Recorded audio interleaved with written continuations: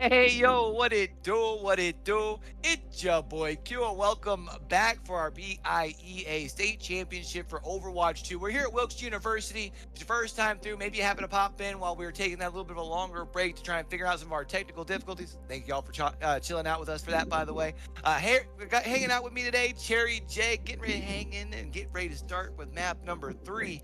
Cherry J, how you feeling, man? Yeah, I'm feeling really good here. We're going into potentially our final map of this series here. Penn Manor up 2-0. They're going to be going to Saravasa for our third map here today. Looking forward to this a lot. Servas is another one of those map, man. For me, when I play, I know a lot of people like to talk about the sight lines and how the map's laid out. I'm a simple kind of cat. I just like seeing how good the map looks. Servas is one of those nice, bright, vibrant colors. Sign me up any day of the week. One thing I did want to talk to you about, though, we talked about it a little bit before we went into that second map, was how Spring Grove is kind of at time has shown the ability to be able to fight and stand toe-to-toe with Penn Manor, but when push comes to shove, Penn Manor shows why they're the best in PIEA. Yeah, absolutely. I mean, Spring Grove putting up way more of a fight than, one would really expect. A team that was not in the Elite Division. They did not have a amazing showing last year. This year, they're really bringing it forward. They went 8-0 in the main season. Now they're coming at it, and, obviously they're showing why they're worth it being here. Let's see if they have the ability. Of course, at this point now, if you are Spring Grove, you do have to pull off the reverse sweep. It is a best of 5.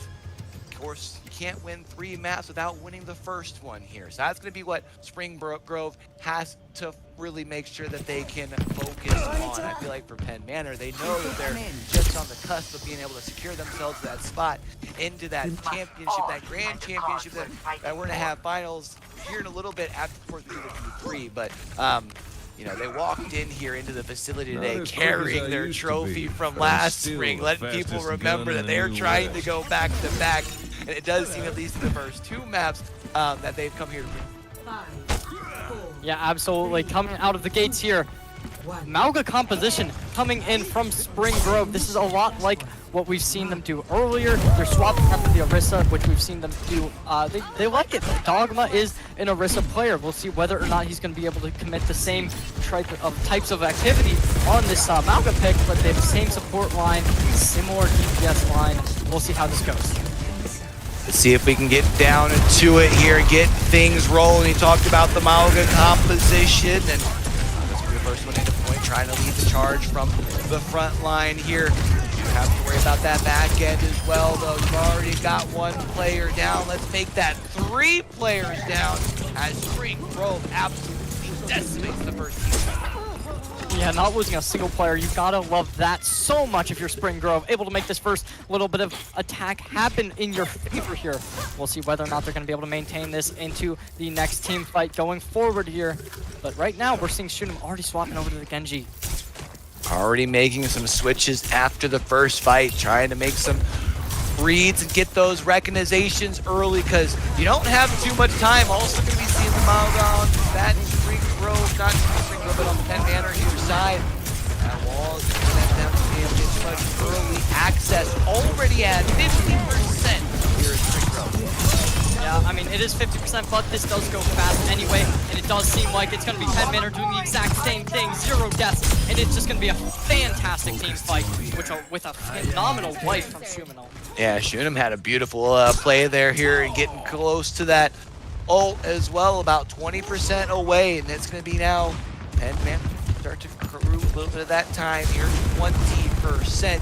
One thing that they do have to worry about, you mentioned how fast points go by here in Flashpoint. The fact that we have already seen Spring Grove able to get as high as they have in 1 team fight, that might be the end for that first Flashpoint. Yeah, and Shunim already building up the Dragon Blade. There's going to be a Kitsune Rush to move along with it. There's the F Matrix already shutting down tech instantly here. And with so much damage output coming in with no lessons in every other ability, it might just be Spring Grove taking this team fight in dominant fashion. Yeah, looks like good eating to me, man. They come in and absolutely wreck shop. That's going to allow them to regain the possession of the point here. With it being at 75%, I think they should be able to at least come in and get a contest on it. The question becomes how staggered were those last couple of eliminations, right? Because if it's only 5, long, especially of that had to be led by Tech on the Mauga there. You got to make sure that they keep things going. You got the cage coming up here as well on either side. Big team fight. As for now, it looks like going in favor of 10 man. Yeah, Shunim dropping the Dragon Blade, that's gonna be exactly what you need. We saw the Mei ult, the Blizzard came through. Unfortunately, with Tech dropping his cage fight, it didn't matter that the Blizzard was there because they couldn't shoot them. Here it is now, first point, gonna go in favor of Penn Manor. Of course, you gotta find yourself off to that next one before the next fight's gonna come out here. And you know, you figure for Penn Manor, I feel like for them being able to come in and get that first point secured going to be huge. I actually was a little worried that maybe the longer break because of the technical difficulties might have worked in the favor of Spring Grove. We've been seeing them being able to get close in the last couple of maps. Penn Manor looking to try and prove a point, looking to try and make light work of things. They're going to continue pushing forward here. Yeah, I wouldn't be surprised if Spring Grove is able to take this team fight pretty easily here. They do have Dragon Blade available. There's no ultimates on the side of Penn Manor available. There's been dropped down early. They're going to keep going in aggressively here. And it's going to be the Dogma getting dogged on with no players remaining. Their tank is dead. Can you even try to contest this? That's the question we got to be asking. It seems like the Dogma is going in favor of Penn Manor to start us off. Heck, gonna try and put as much pressure forward here. You've got to be able to buy some additional space here, and that might be enough. You do have a Mauga that is gonna jump right up in front of your face, though overextending just a bit, and maybe the opening that we did want to see for Spring Grove. This has happened twice now, where Tech plays a little bit too aggressively, and we just see Spring Grove completely decimate him because of it. They drop that amp and it goes big, and here's gonna be both the supports already dropped down, and they keep going even worse. Shunim gonna get taken down here, but like Penn Manor bringing it back. Oh no, but the Blizzard's here. Blizzard coming in, let it snow, and Steel trying to keep themselves upright, getting a little bit of additional support. The beats coming out here as well. That might be just enough for Penn Manor. You see Dogma's gone down. You've got more players getting ready to fall as well. And if you got just the support left, yeah, you've got plenty of healing, but nobody be able to put output damage. And with 99% being over on the side of Penn Manor, looks like they take point number 2. Yeah, not even allowing a single percentage to go in the favor of Spring Grove there. You gotta love it if you're Penn Manor. They got 2 ultimates online here, and 2 very important ones at that. You have your Dragon Blade, you have your cage fight. That's going to be massive. Obviously, we're going to be seeing the same thing on the side of Spring Grove here, so who knows? Maybe we'll see what we saw in the first point, where they just counter each other's cage fights. But right now, I mean, oh my gosh, I think that we could just be seeing a massive win from Penn Manor going through here. Yeah, Penn Manor, like I said, they walked in with the trophy, and they're looking to prove a point here in this first opening series of today. You figure if you're able to walk away with a 3-0, that's a great way to build yourself a little bit of momentum. There's those dual cage fights that you were talking about there. The one lasting just a hair bit longer for Tech as more players continue to fall from Spring Grove. It looks like Penn Manor going to get control on point number 3. Yeah, we're just watching an anime battle right now. Both sides dropping in with the Dragon Blade, cage fights as well. And right now, I mean, Penn Manor, they're taking this so aggressively. Manor have come out here, and they have definitely been locked on in already at that 20%. You figure here at this point for Spring Grove, you've got maybe 2 team fights depending on how long this first one does last, as we are already quickly closing on that 40%. For Spring Grove, your run at the PIEA Spring Championship here might be just about wrapped up. Yeah, absolutely, and it seems like that might just be the case. Dogma already getting taken down, and with all these players getting staggered here, a fight might not even be available for them. I mean, 60% being found. You need to be able to touch, and you need to be able to do it now, but with somebody, with this Reaper, okay, Reaper is just gonna realize he needs to get out of here, and he needs to get out fast. Don't want to get staggered out too much. And what's funny is we're sitting here right next to the gaming arena, and you can hear them in there. They're saying bye. They're waving them off as they're stepping off the map here. And it does look like Penn Manor going to be making very light work of things. Last chance forward. The Doofus trying to come in, gun some plays, and able to find the opening on the first, running low on health, and as much as it looks like they were able to put up a fight, it looks like Penn Manor able to prove while they're the #1 seed. Yeah, there's gonna be the Amp Matrix coming through here, but the Amp Matrix can't do anything when there's gonna be a Dragon Blade coming right at you. Dogma getting shut down. There's gonna be the May of this final player, and that's gonna be it. A 3-0 in the favor of Penn Manor. A 3-0 sweep here. So that's 3 straight maps over on the side of Penn Manor in order to take down Spring Grove. And that's going to allow them to secure their spot in that grand finals here later today. Of course, we do have to figure out who they're going to be playing up against. We have another semifinals matchup that's going to be coming up right up after this one. I know we've been running just a little bit behind as far as our technical difficulties here and everything as well. So I don't know if we're going to be doing an interview out of this game. We might just be moving straight into that second series. Make sure you don't go nowhere. We'll be back with more PIEA State Championships after a quick break. At Wilkes, we know you're capable of more, and we know you'll achieve it. We'll emphasize the academic expertise, dedicated mentoring, and unwavering support that have made Wilkes the best for the first for 90 years. This is an incubator for whatever you find interesting, where you'll be asked one simple question above all: what do you want to do?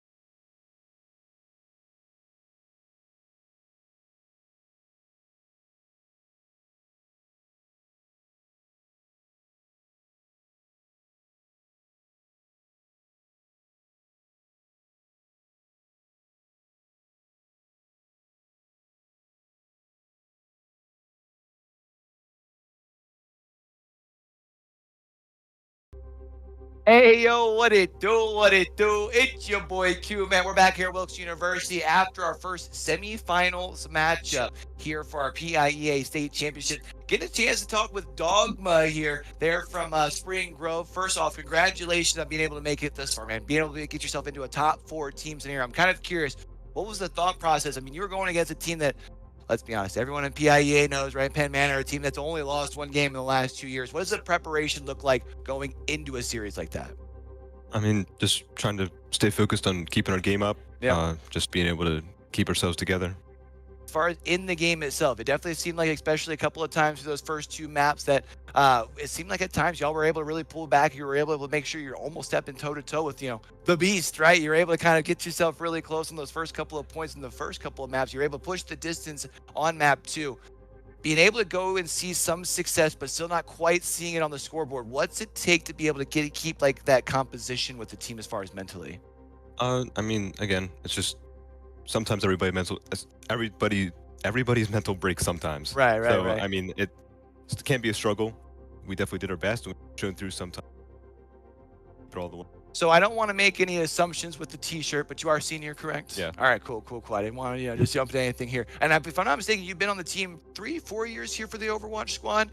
What has it really meant to be with this core for so long to be able to see, especially at this point, make it thus far, right? How does it feel to be able to say, hey, we ended things top 4 in the state? I mean, I'm proud. Yeah? I'm proud to see growth, see everybody together. I think go. I love it.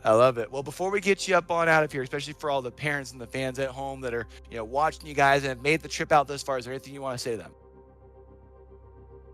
Have a good summer. All right, man. Well, I appreciate you so much, Dogma. You have yourself a good one. I'm going to steal this headset from you. I know you're also holding the thing here. And then what we're going to do is we're going to chat real quick here. We have got Shuma from Penn Manor here. What's going on, man? Shunam. I keep saying that. I've done that wrong 3 times, man. I apologize. He's like, make sure you get it right, though, because it's on the back of my jersey. My bad. Now, here, after that last series, first off, congratulations. A sweep there in that last the series. I know it's something that you guys normally go through a lot. Is it get to a point where that becomes just the expectation, or what does it mean at that point when it comes to, like, setting yourself up for success the next series? Our expectation this season has been... You're good. Our expectation this season has been not drop a map. We want to sweep. Was trying to. We even a lot of this before. Different. Right. Style. Okay. So we haven't seen too much as far as from the squad this time around. Now that you guys have gotten yourself a spot into the championship here, you've seen yourself as far as lock the spot in. What does this next couple hours look like? Are you guys going to be kind of getting together? Are we going to be sitting down watching the stream, trying to get a little bit of peek at the next squad? What's up? Yeah, definitely. Ideas are what's. You know a lot about these. We're.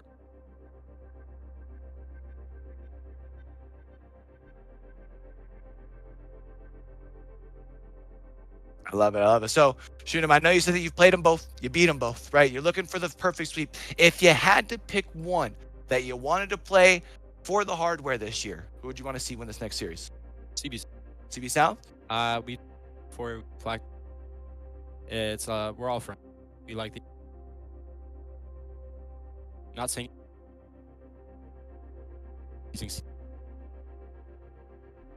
But South, we're ethic, practice. All right, well, you heard us here first. Hopefully he's seeing CB South, but maybe might be seeing effort. We got to figure out which one of these 2 squads is going to be playing up against Penn Manor in that championship later today. We'll be figuring that out here next. Don't go nowhere. We'll be back after a break.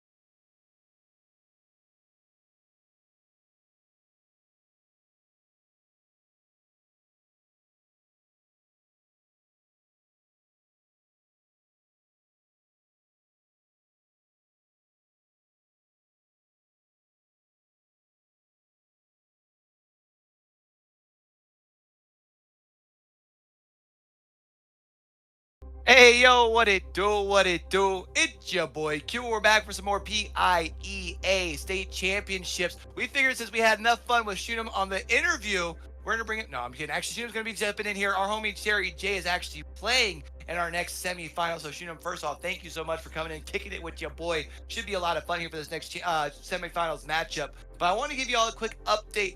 No, it's been lunchtime. We've had a little bit of a break here, as is. We have one PC in the gaming arena right now that we are making sure we can get a student back on in. That way we have everybody in for this next matchup.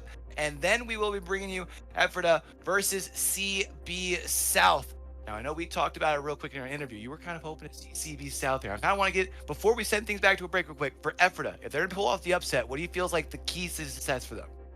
They need to run their best comp possible. They need to not mess around at all. CB South, if you give them any room to breathe, room to capitalize on, they're going to just run it straight down and take you guys down.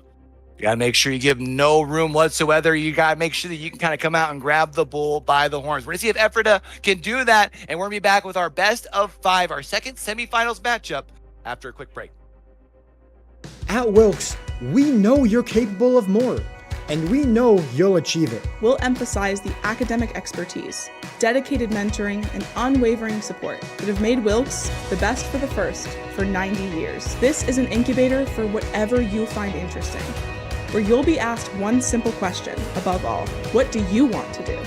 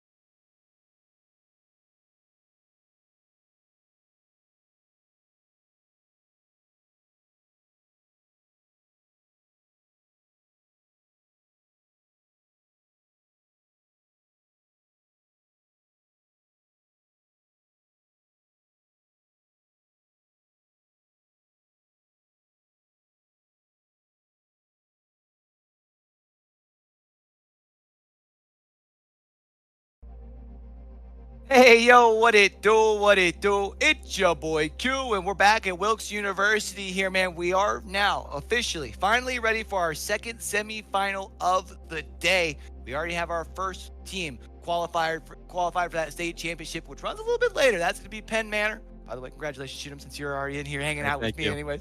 But now we got to figure out who's going to be playing up against them in that grand finals. We got CB South. We've got Ephrata. This should be a banger of a series. I'm really excited.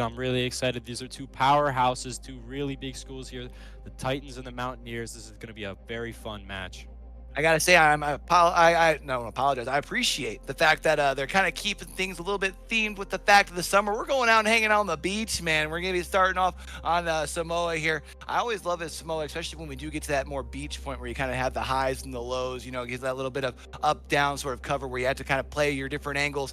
Of course, always, as I did say at the top, getting ready in for that first series. I always also appreciate control as well. It's not quite that hybrid, not quite a push, but it allows you to just kind of get the gunnies warmed up. It allows you to get the communications rolling. And I feel like, especially in a matchup like this, for both sides, one team's going to be able to get themselves a little bit of momentum heading into the rest of the series. 100%. I love control as well. It's such a fun mode, and it's completely even. You know, Yep. Best team wins. You really get into that mode, go into the hybrid. I think hybrid's a difficult mode. You really have to know what you're doing, keep that coordination together. Now, we're going to see a Malga composition and a Junker Queen composition coming out. Junker Queen for CB South, the Titans, and the Mountaineers are running a Malgo. These are two signature compositions for both sides. Love to see it here. We saw quite a bit of Malga in the last one. I know we were kind of talking about it a little bit earlier as far as in the green room. We should be seeing quite a bit of the Junker Queen out here, right? 100%. I don't think I've seen CB South swap off the Junker Queen, so I think we're going to see a lot more of that today. Let's go ahead and get ready with point number one. Let's get ready for these two teams to get a nice little fight here. Of course, on this first point, you got to worry about the walls on either side, which can give you some light of sign blockers. You just got to worry about the hoops in the middle if you happen to watch your foot. Of course, that lava does not forgive if you take a dip in it. Now we're going to see Ephrata running real close range. They want to get up and personal with CB South, but CB South coming out immediately with a big axe, and Hippy Dippy goes down on the first fight. First fight going to open things up here, and whenever you do lose one of your healers, losing to Lucio there, that puts a little bit of extra stress on the rest of your team. I mean, you see Malga trying to buy some additional space on the point itself, and while they are at least able to improve a little bit of that first point time, or trying to stop some of that first point time here coming across, they have not really been able to succeed in getting those picks. No. They traded out for the first fight here pretty early, but CB South, with their aggression, their speed, they were able to cap the point, and Ephrata has not been able to flip that over. Malga's going down. This is looking like a cleanup here for CB South. Just a lot of straggling, not a really clean fight. They got to organize up, ready for this round two.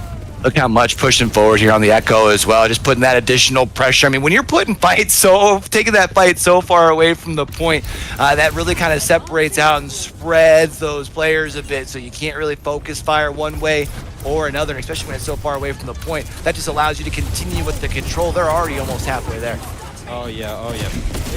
We know how aggressive these guys are. They want to just go. Both these teams really just clashing heads here.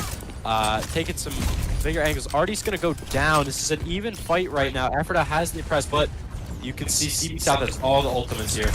CB South's got all sorts of ultimates sitting in their back pocket, and you figure, really with 63%, maybe only one more solid team fight. So knowing that Ephrata has that sitting in their back pocket, waiting for one big fight, it feels like they get to control their destiny. They just got to make sure that they clean things up here. One last wrap of things, and they're already 3/4 away to their first point. Yeah, Ephrata just getting beat up. We're sitting at 80% here now for CB South, and it's looking pretty rough for Ephrata. We're not able to build these ultimates for the Pioneers, and CB South is rotating through their abilities, taking it fight by fight, and a lot of these random picks have really been hurting Ephrata. They've not been able to have a clean fight this entire round, and closing on that 100%. They do get the touch, though. Themselves at least a touch for now there, thanks to the Reaper. You can see trying to find their way around the wall, not going to be able to get in. Malga's going to step their big old feet on the point as well for a little bit of a contest. They have to step back and around and at least make sure that they're staying alive. Malga, that's a beefy boy. He is able to be a little sustainable here, but you wonder for how much longer. Yeah, not much longer is the answer to that. Despite the Kiriko rush, Malga's just going to get burned down it doesn't really matter. CB South damage is just too overwhelming, and that's a clean 100-0 win for CB South.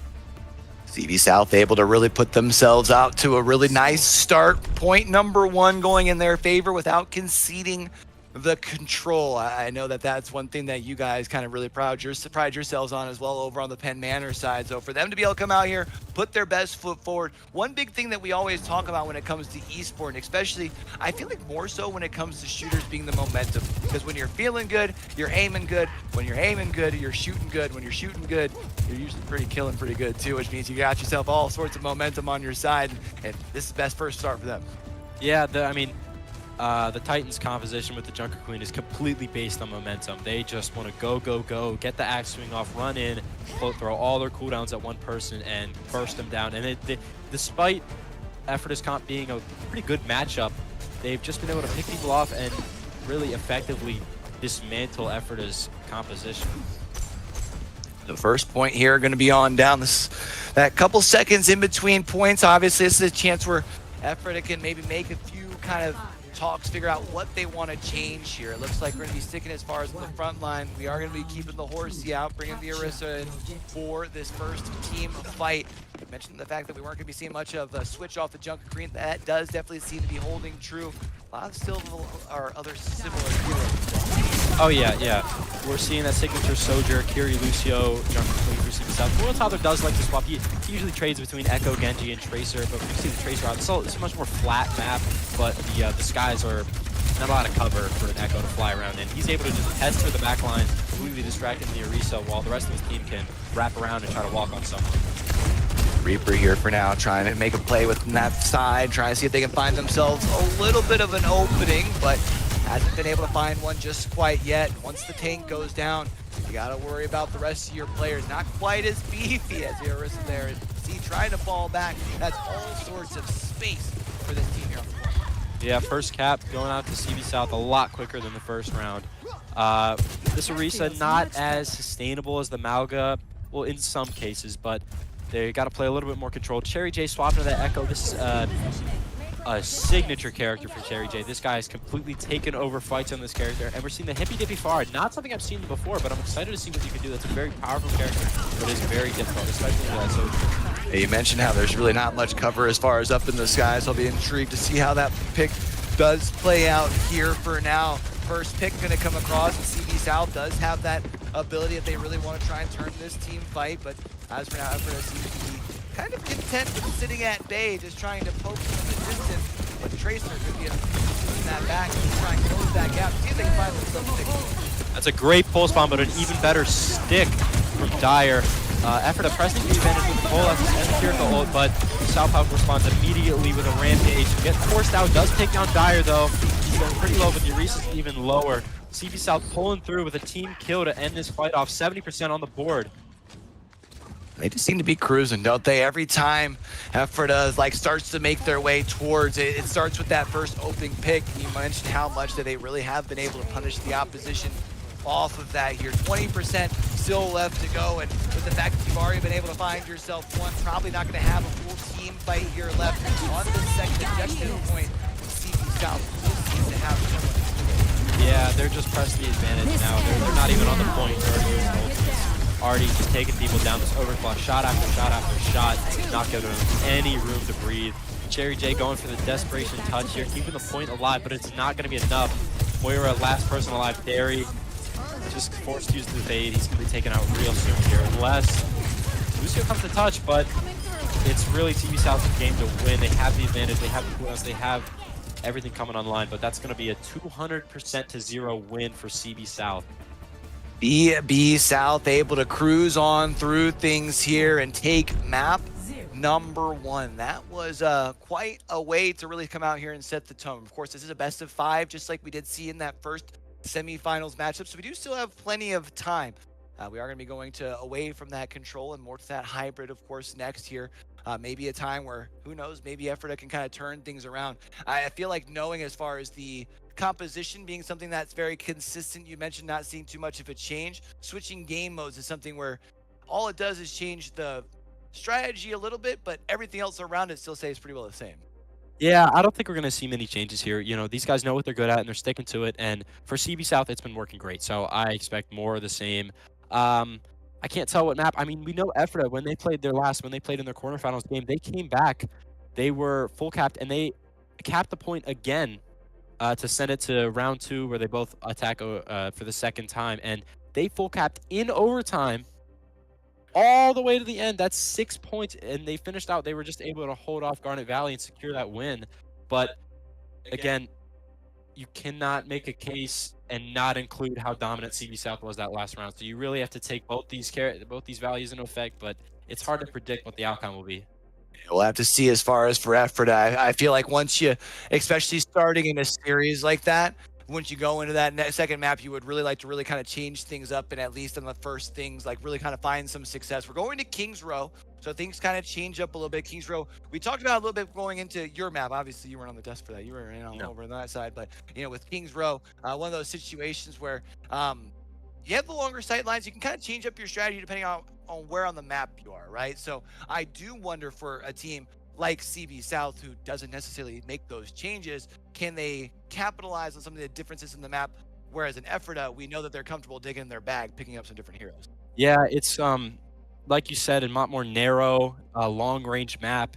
It's not the best for the Junker Queen comp. You cannot, if you try to run down that straight line, usually you'll get beamed out, and we know that Ephrata likes to play the Mei and the Malga and these high DPS characters that can really just put a wall in somebody's push when they're trying to run down. We'll be getting ready to get started here. What do you think would be some of the, if you're Ephrata, knowing that CB South is not going to be changing much off their comp, what would be the one comp you really dig into?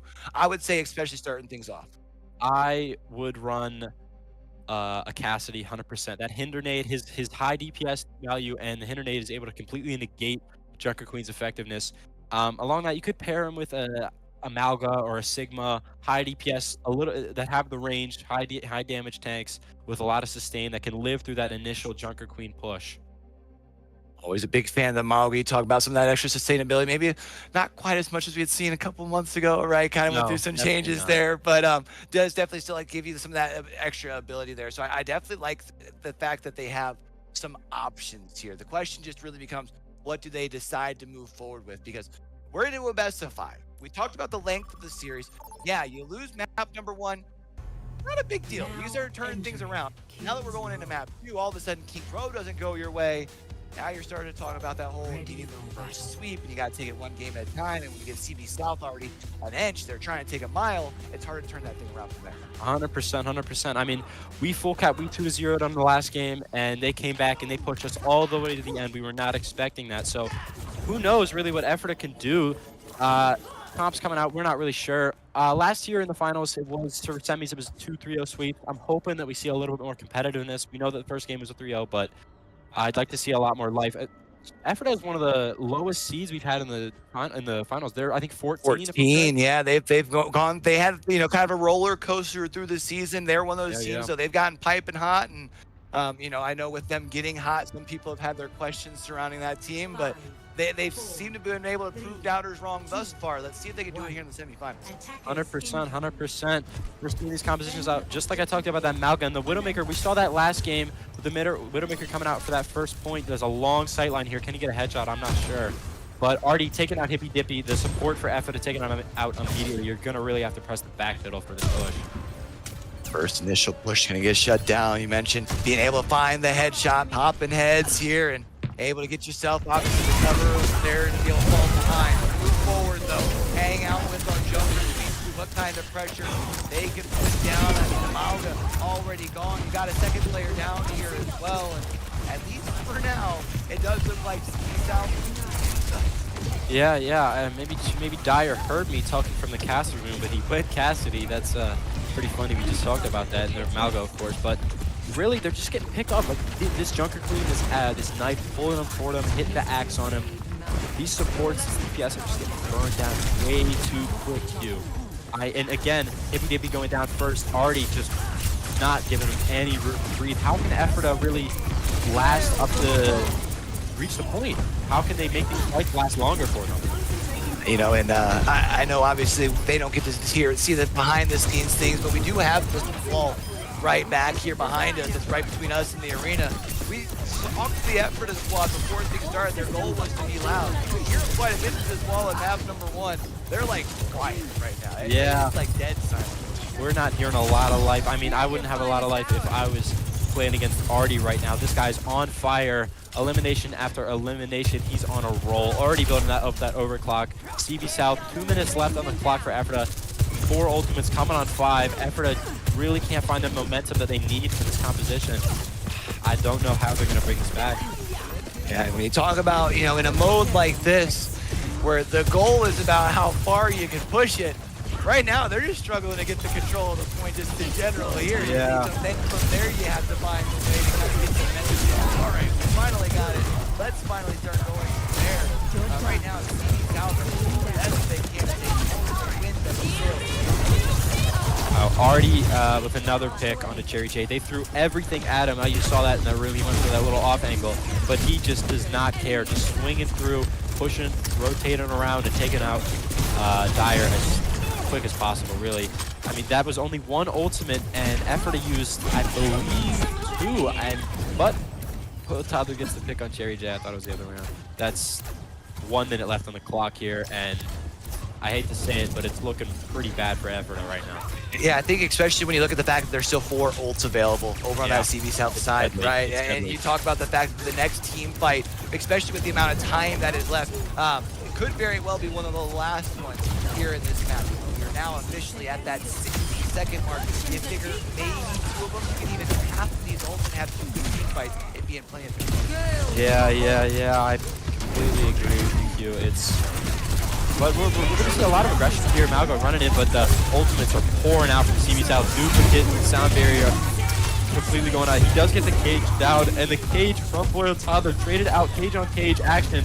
And despite the pick on Thanatos, CB South cleans up, taking out all 5 members of Ephrata with ease.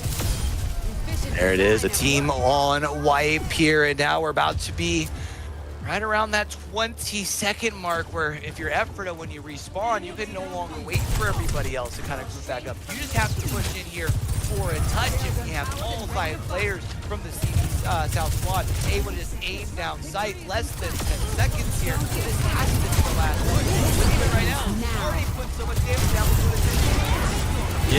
Yeah. Dyer does take down Artie on the Soju Cherry J trade blows. The DPS going blow for blow with their other member, but Dr. Queen just beaming down this Malga. No support to keep him alive. Cleanse goes out. He's not taking any damage. South Pelican and the supports are just running through the rest of Ephrata. And despite a last effort here, CB South's just going to clean it up. No percentage on the board for Ephrata. They completely controlled that round, just like they did on Control. Well, I would say there's a pretty clear and concise win sort of qualifier here. You just got to push it a meter. That's not too bad. You know what I mean? You get control of the cart, you push it a meter, and that's all you need. Your win condition seems pretty simple. I believe they only need to get 1 tick.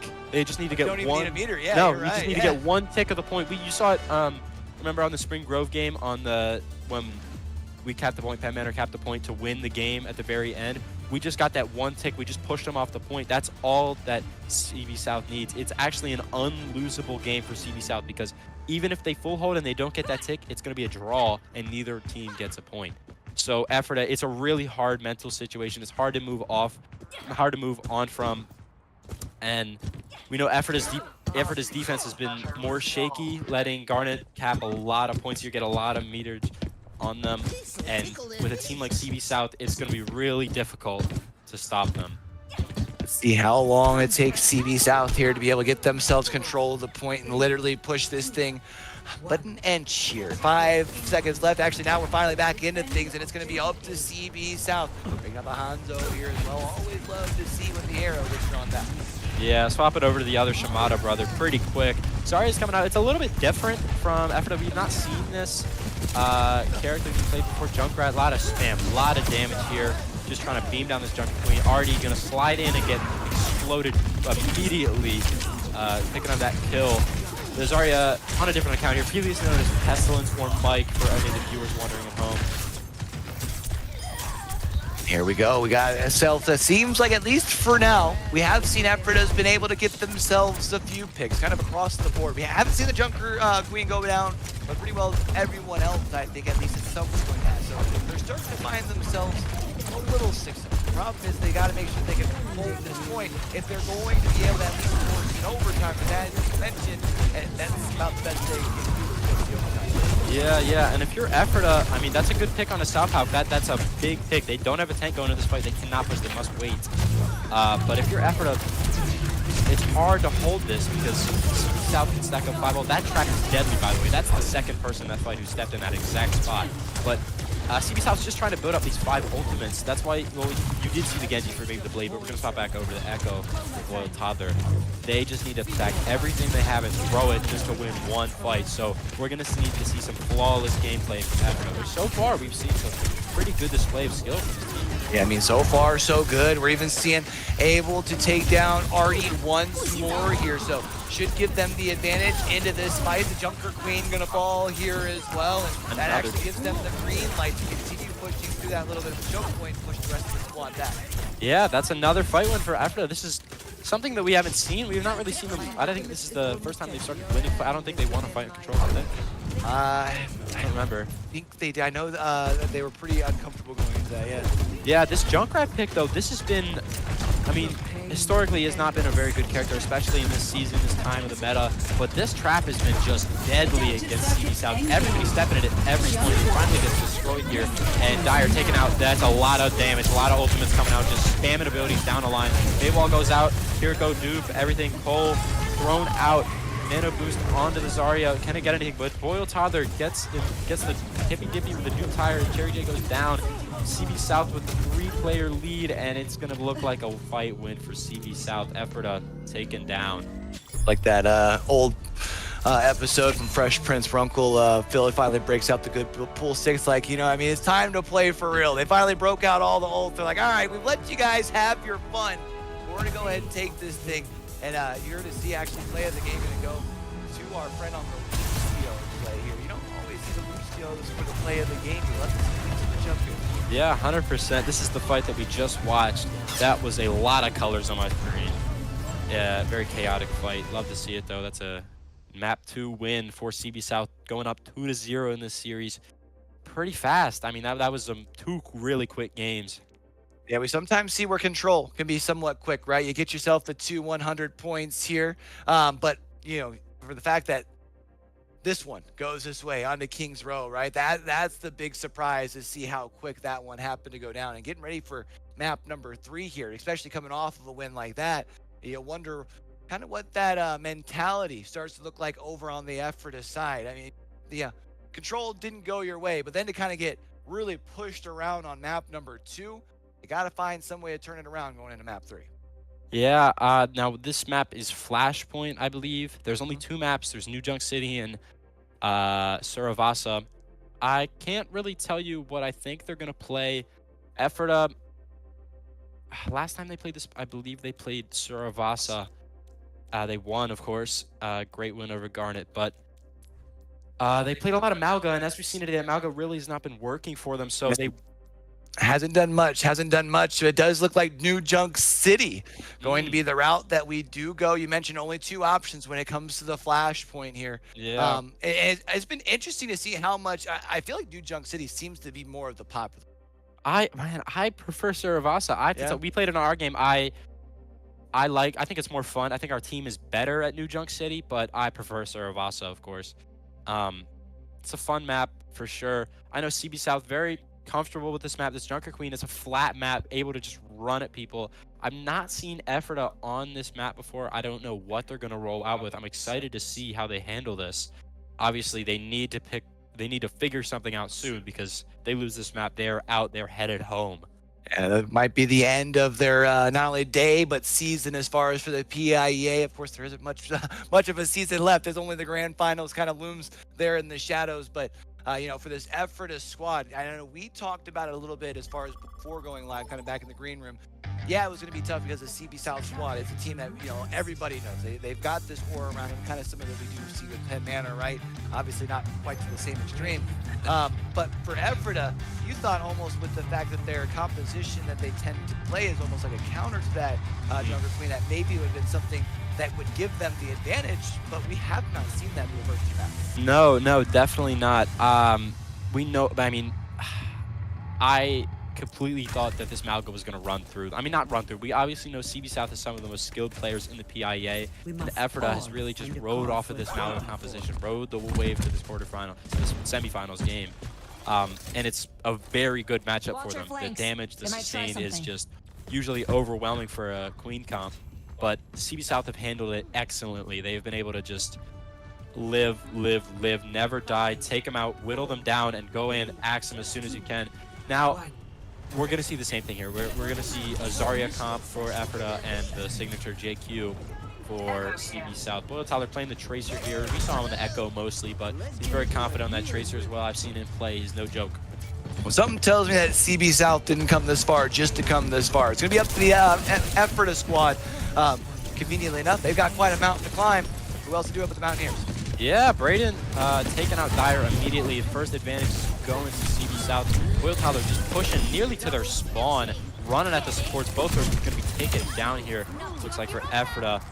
And CB South with the first win. I mean, Cherry J's touching the point. He's kind of distracted a little bit, but it's a 1v5, man. You might as well just back up at that point. But he does pick up a kill into Boyle Toddler. That's a great elimination. Thanatos is going to say, you know, we're done here. Go home. Go back to the spawn room. But still, Cherry J showing a little bit of aggression, that skill that we know he has.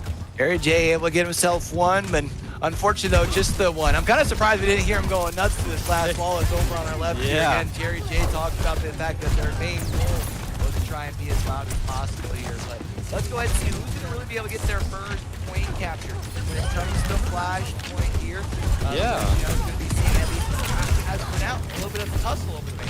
I'm confused. I don't think CB South ever touched the point. You can hear him a little bit now. I hear Cherry J yelling over there.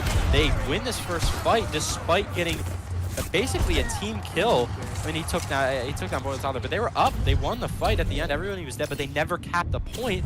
So Ephrata just comes back, caps it for themselves, says, we'll take that free percentage, no problem. Almost can't help but wonder if maybe trying to style on him a little bit too much, you know what I mean? Yeah. More of the eliminations than going for the point itself. And in a game like Flashpoint, those games truly can go by quick, fast, and in a hurry. I mean, look at it right now. When we talk about Ephrata, already at 50%. This just takes up way faster than Control. It's a similar format, of course, but a much larger map. And like you said, Flashpoint, it is quick. Already taking down Cherry J, though, a lot of burst damage.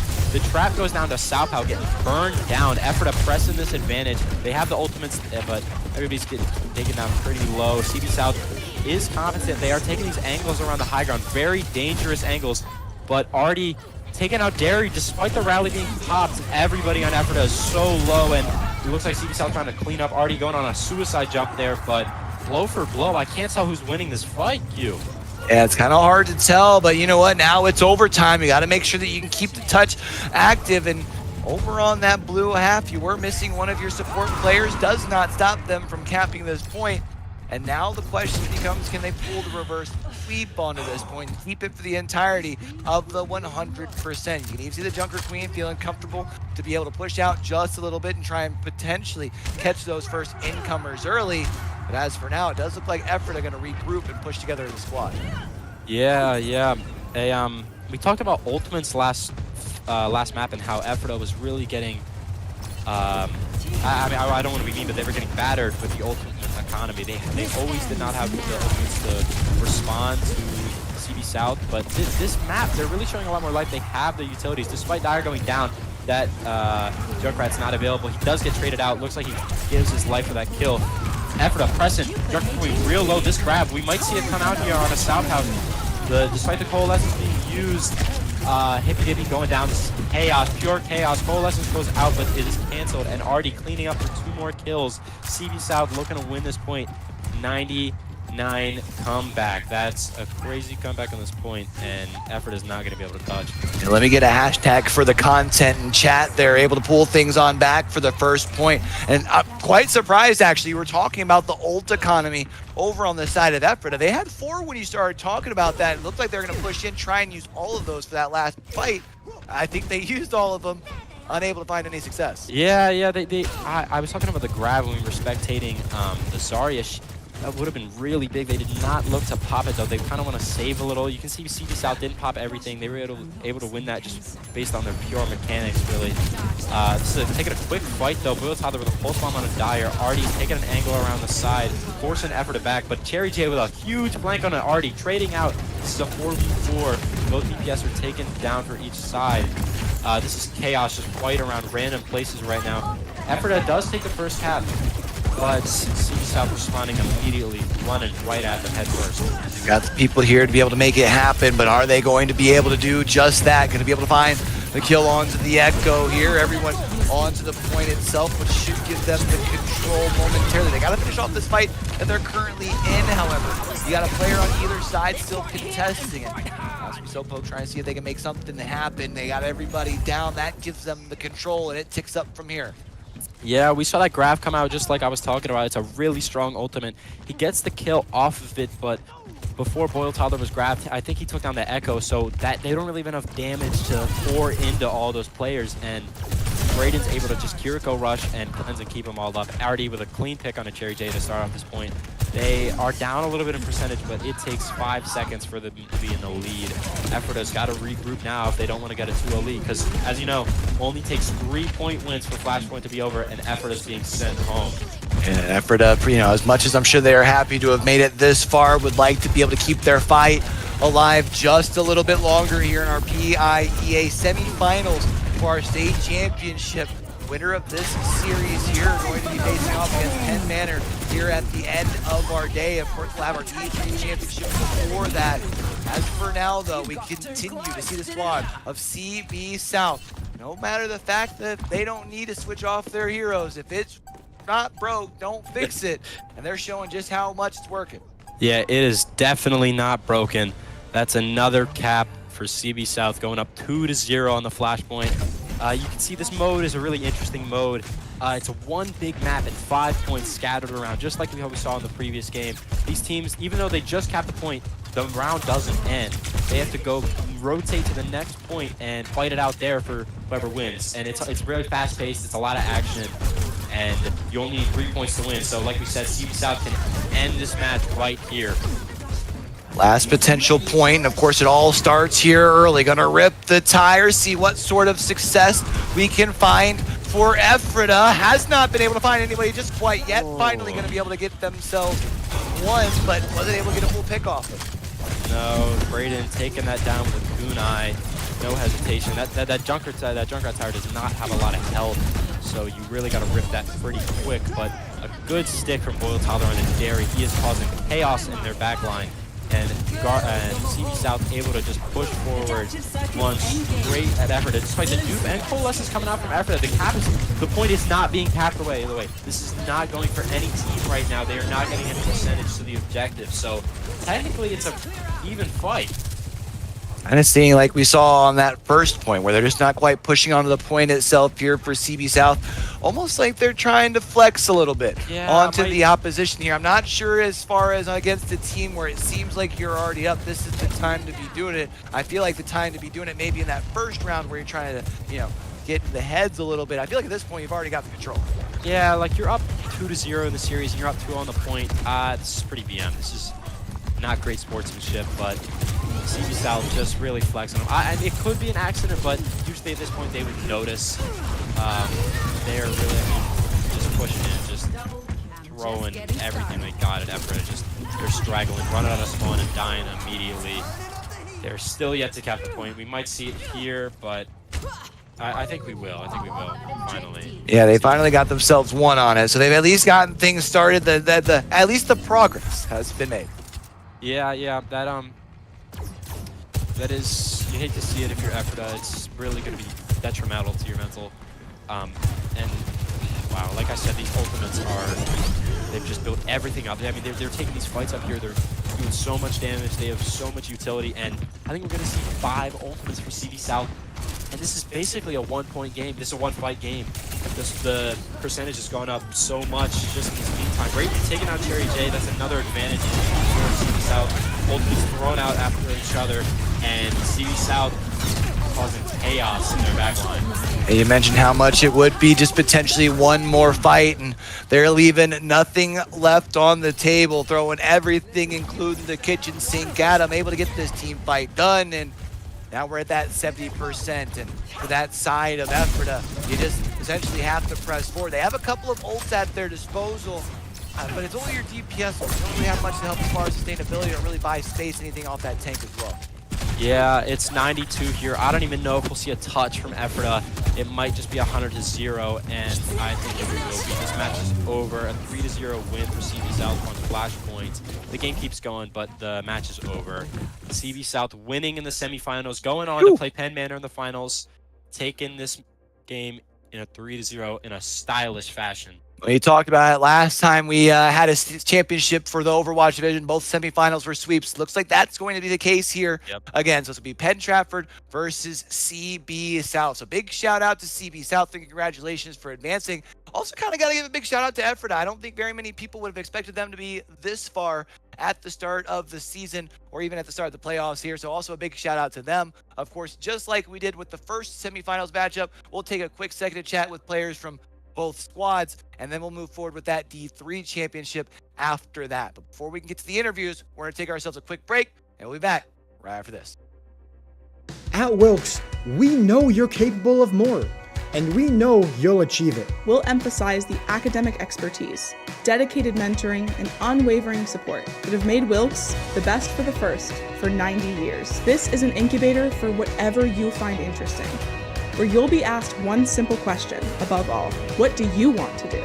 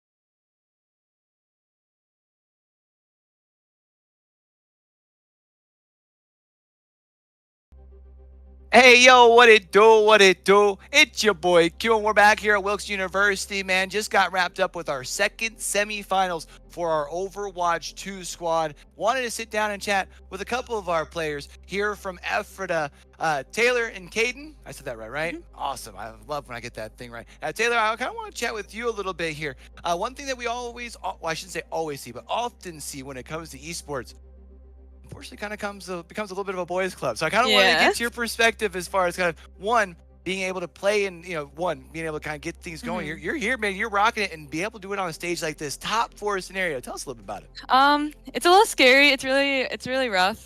Because it is like a male's world, and it's very scary being a woman being in a male's world. But it's nice because it's like showing other girls that it's like the one girl up there, she said something to me, and she was like, "Oh, it's nice to see another girl here." It, like, motivates them, and it felt good to like know that I'm representing a community. That was cool. I love it. I love it. So Taylor, tell us a little bit as far as what was it about? What was it really kind of got you into gaming? I'm kind of curious. I always see the boys playing it. You know what I mean? So. Well, my uncles are really big gamers. You probably have heard some of their names before. They're like really big worldwide gamers, very well known. And I grew up. They lived with us and my family, so it was neat seeing them grow up, and I kind of grew up with them, and because they're my age, so they got me into games. I started off on COD and Modern Warfare with my uncle Lorenzo. He's a year older than me, and he kind of just brought me into games, and then I just was like hooked. I was like, yeah, this is my thing. Started off in COD, so I'm sure had to have plenty of the thick skin as a female gamer for sure. One last question I did want to have before we pass this thing off: is this going to be your last year? You're a senior? Are we going to be seeing you back next season? This is my last year as a senior, but hopefully I will be playing for a different team in college. Nice, nice. Any leads yet? Or are we still waiting on official announcement? Official announcement, but hopefully Penn State. Hey, let's go. That would be so cool. Taylor, thank you so much. Caden, let's chat with you here just for a minute, and then we'll let you guys get off to enjoy the rest of your day. We were actually talking about it in the booth a little bit. Number 14 squad, I think, might be the highest seed that we've seen make a top 4. Tell us a little bit about the journey. I mean, kind of taking down a couple of upsets. What is it like to be able to continue to push forward and then earn the spot out to land? I think it's definitely a lot of fun to be able to earn the spot that you have. Like being the number 14 seed, we got to beat the number 3 seed and then the number 6 seed. So it's definitely cool to see what our team can do once we realize how good we can actually play when we're together. We definitely had a bunch of new people this year, so it was really fun to get to come this far. And so as far as with having some of the newer players, would you say you're one of the players as far as that's in that role to kind of help kind of guide people along and kind of learn the way? Has that been something that you've been helping with? Yeah, I as one of the captains, I definitely try and get people into the game and onto our team, like Pestilence, one of our other players. Taylor here was mostly the one who invited a lot of new people to the club this year, whether it be for Valorant or Overwatch. But it's definitely cool meeting new players and seeing how good they are and where they can go. So are you going to be back next season? No. Oh, we're losing both of the captains here, huh? Well, I got to ask then, you guys have been able to see quite a bit of success. You guys have been able to make it this far. What would be some tips that you would say as far as for upcoming players that are, looking to make that venture into some competitive esports? It's definitely a very big team game. So I really want to say, get to know your team well. Like, I've been playing with Taylor for 3 years. I was playing with Cherry in there for 3 years, who was definitely very vocal in the game. I was only with him for 2 years. But definitely outside of esports, I got to know him very well, and I got to know Taylor very well. And I think it's definitely important to be able to build team bonds before playing. Well, congratulations to both of you guys on the top 4, and congratulations for making it out thus far here, Caden and Taylor. I'm going to take this from you here real quick. I don't want to rip it off your hair. You guys have yourselves a good rest today. And now I feel bad because I realized I didn't even ask your name. So come on over here real quick. Hanging out with CB South, one of our winners here. What's your name, boss? Patrick. Congratulations on the that victory there in the semifinals. I'm going to have you hold that because it's a lot to hold on to. So we saw that you guys were able to come out here, able to sweep things away in the semifinals, going against a 14 squad coming in. Was that kind of the expectation for you guys, or did you come in with a game plan knowing that they have already come in and taken a couple upsets in the playoffs? Well, we've played Ephrata before in the regular season, so we kind of have experience against them. Okay.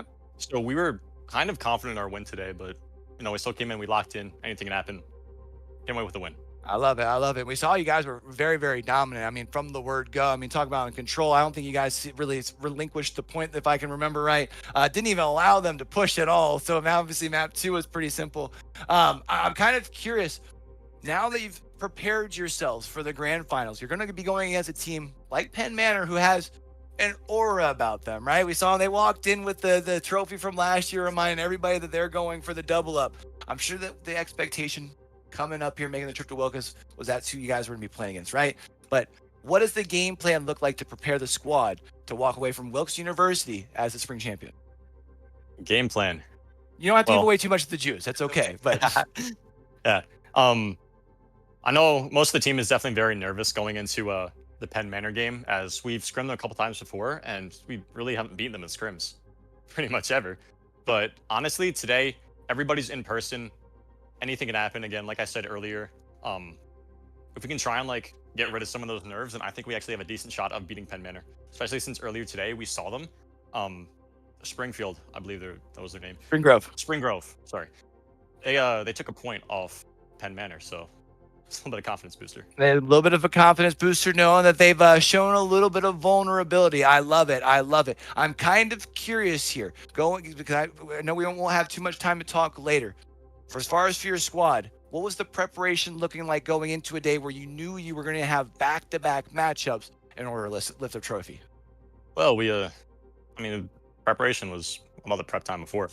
It's like everybody make sure they get like 8 hours of sleep, eat a good breakfast in the morning, get here, team bonding, that kind of stuff. All right. Well, we look forward to seeing you guys facing off against Penn Manor in that grand finals. Congratulations on being able to advance up into that top 2. Chat, we're going to be back with our Division 3 grand finals and be able to give ourselves our first champions here for our PIEA state championship right after a quick break.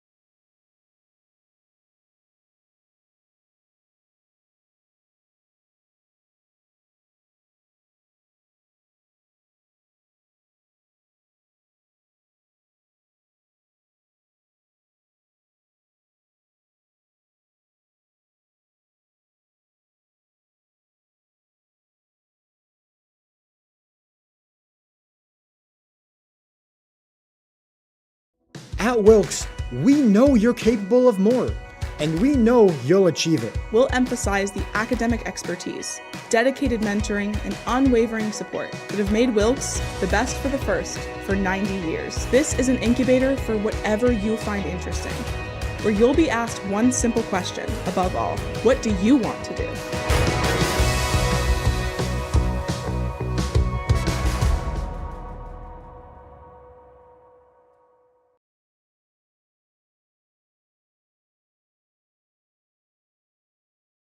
What it do? It's your boy Q, and we are back at Wilkes University, and it's time to get into our grand finals here for some Overwatch 2. We're going to be starting with Division 3, and I know my co-caster changed again. We got Cherry J back in the booth with your boy. Cherry J, how you doing, man?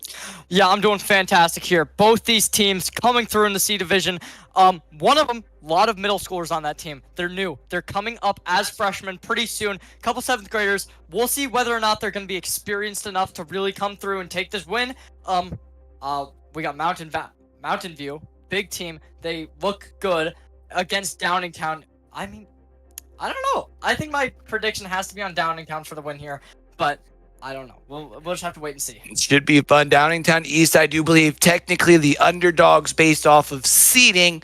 But yeah, I mean, Mountain View, they've also looked really, I mean, they've looked really good the whole way through. This should be a bang series here. Now, unlike our, top division where we've had 2 semifinals, and then we'll have a grand finals. Our semifinals here for D3 have already been solved. They're done. They're dusted. We're down to 2. 2 enter. 1 leaves as our D3 champion here. But it is still going to be best of 5. So going to be interesting to see as far as how things play out here.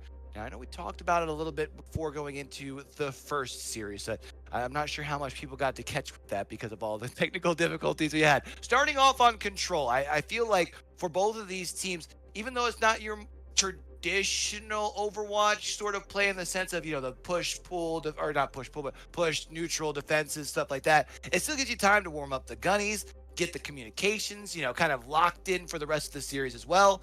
What's the big point that you would take away, especially as a player, for that first map on control? Honestly, I think that this is mostly just, especially on a map like Nepal, you just need to be able to take angles. You're able to go in, find flanks on the enemy. That's exactly what you need to do. And if you can do that well, I think that there's a good chance that you're just going to be able to take this map and run with it. Well, let's see as far as what's going to be going on down here and see how things work out. You talked about those angles. See who's going to be able to take those first fights. We are going to have just a minute here getting all of our players loaded on in. But it's all come down to this, man. It's been a long road, and I really think a big thing kind of to keep in mind heading into this. You talked about it for this Huntington down, Huntington, the Cougars. I keep getting all caught up on them. For the Cougars, 3 middle schoolers. You have a 12-year-old that's hanging in here with high schoolers, able to put up the same sort of show, which is honestly really cool. Yeah, absolutely. It does seem like we're loading into the game here. We'll see what these teams have brought in store for us today. But this is exactly what we want to see already. Coming in, Sigma, Akiriko. Oh my gosh, crazy compositions off the bat. I always love seeing the Sigma pick. That's my dad. In case you guys couldn't tell, the family relations there look just like him. He just can't grow a beard anymore. But I always love the Sigma pick because I feel like he has a lot at his disposal. Maybe not necessarily the strongest of tanks these days, right? But you have the ability to temporarily shut down anybody who's pushing, especially if you can pull, kind of pull off and help your back line. You have the shield, which also kind of helps, some of those pushes forward. Again, maybe not the strongest of tanks, but does have quite a bit of depth in his bag. Yeah, absolutely. Going into this immediately here, double hit scan for this Downingtown East side, I believe. Getting ready to get things off here. Time for map number 1. Best of 5, of course. The control is where things get started. I feel like as far as for either of these teams, that first team fight going to be kind of a good indicator as far as how things have started off for the day. Are you warmed up? Not only are the gunnies active, but are you guys doing a good job on target priorities? Let's go ahead and get on into it. Yeah, already we're going to be seeing Downtown going for a massive heal onto the Hog here, who takes way too much damage to the Sigma. Hog, a very good counter to the Sigma pick. You can easily break through the black hole with your hook, and there's going to be him finding that opening pick onto Mountain View. A nice opening pick here, and as you can see, moving forward, at least as far as for now, got themselves control of the point, and you love to see when that comes across here. But right now, you got to still find some way to push yourself forward. Right now, Mountain View, you got to find some way to get your way in on this point and get things as far as going a little bit. Yeah, there's gonna be a point continuously just ticking up and up for Downingtown right now. Being the number 6 seed, you're not having too much high expectations for this team, but they know what they're doing and they continuously push in, make their plays, and there's gonna be the hook and the kill comes through instantly. Salty dropping down to the floor. I always love the hook on the hog because if you have good communications, it really allows you to find one of those squishes in the back line, be able to find the openings, and you're doing a good job utilizing that for now. Doing a good job of making sure that no one's able to find them with the sight lines too. That's going to be an ult that comes across from Sigma, finding themselves one, and it's going to be a big one. Now it's the tank going down here as well. And this might be an opportunity for Mountain to get their first little bit of percentage of the point. Yeah, fantastic team fight coming through, not losing anybody for the side of Mountain View, but there's going to be a tactical visor on the opposing side here of Downtown. They can build that up along with the whole hog, along with the overclock. They have so much potential in this team fight. Oh, but look at the ults. The ults are so there already for Mountain View. They have the tree. They have the Kitsune that's already getting popped. Ult's going to get popped here, and then the question becomes, what can you do with it from there? Quarter of the way. Meanwhile, on the opposite side, they do have to worry if they surrender that point once more for the side of Mountain View. You might not get yourself a full team fight from there, depending on how much things get staggered. I mean, they have continued to control the point for now. Already up to 40%. Maybe just a little bit of a slow start, but they're good. Yeah, already, though, there is going to be a tranquility available. I mean, the Transcendence is there. They can just pop that, and then they don't need to worry about anything else. Moira can go DPS. There's going to be the visor activating immediately here, and it's just going to be a little bit of backup. So many ults popping. Tree of Lives here. There's going to be the Trans coming in, but the whole hog just completely counters out the tree. It's going to get countered there, and now at this point, all tied up on the percentages here in map number 1.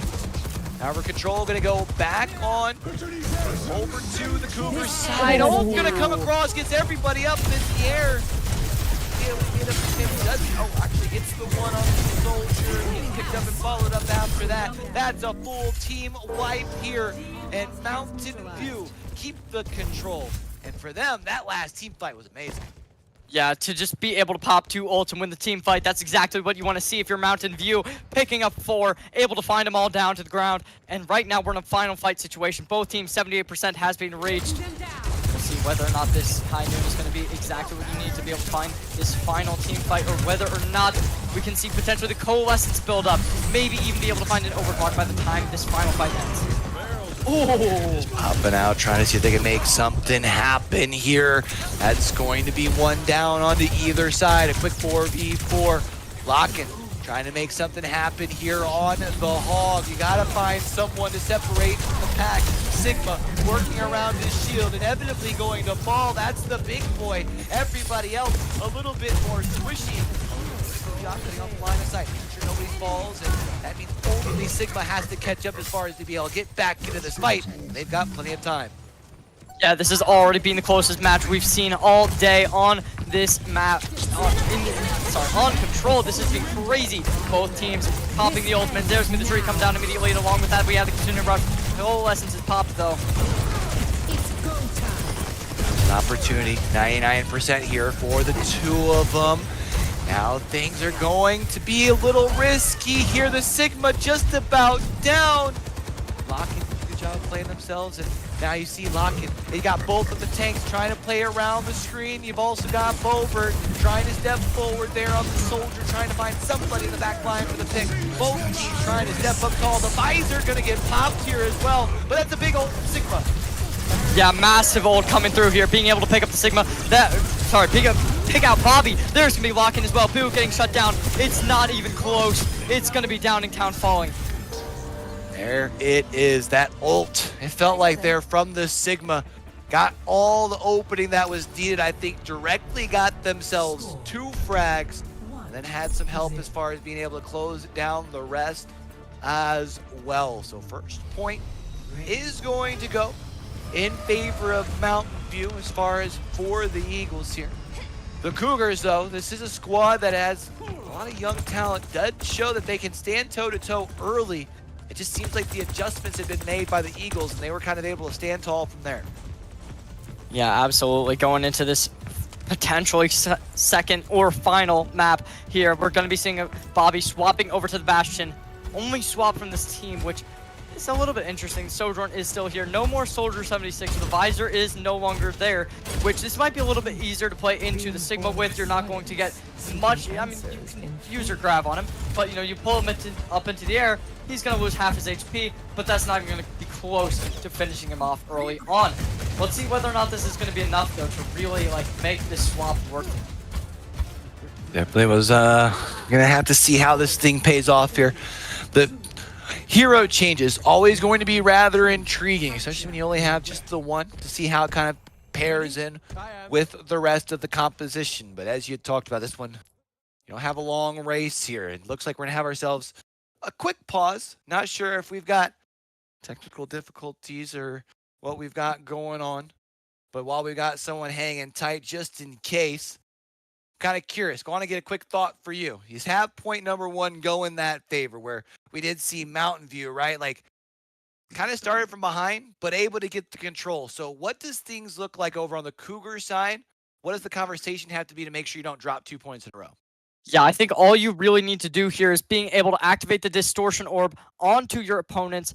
Being able to put that on them, especially the Sigma. Even as soon as this black hole, is out, and you can break the shield, there's nothing defending him. He has his supports, but there's no Kiriko to really give him any ability to get out of that easy. Actually, no, they swapped the Kiriko. Never mind. Okay, but even then, you just move it to somebody else. Target the Cassidy, target the Sojourn. All you gotta do is get in his target, put Discord on him, then you just put the hog hook on him. What are they gonna do? And we saw them do that early on in the first round. We'll see whether or not they're gonna be able to replicate it here.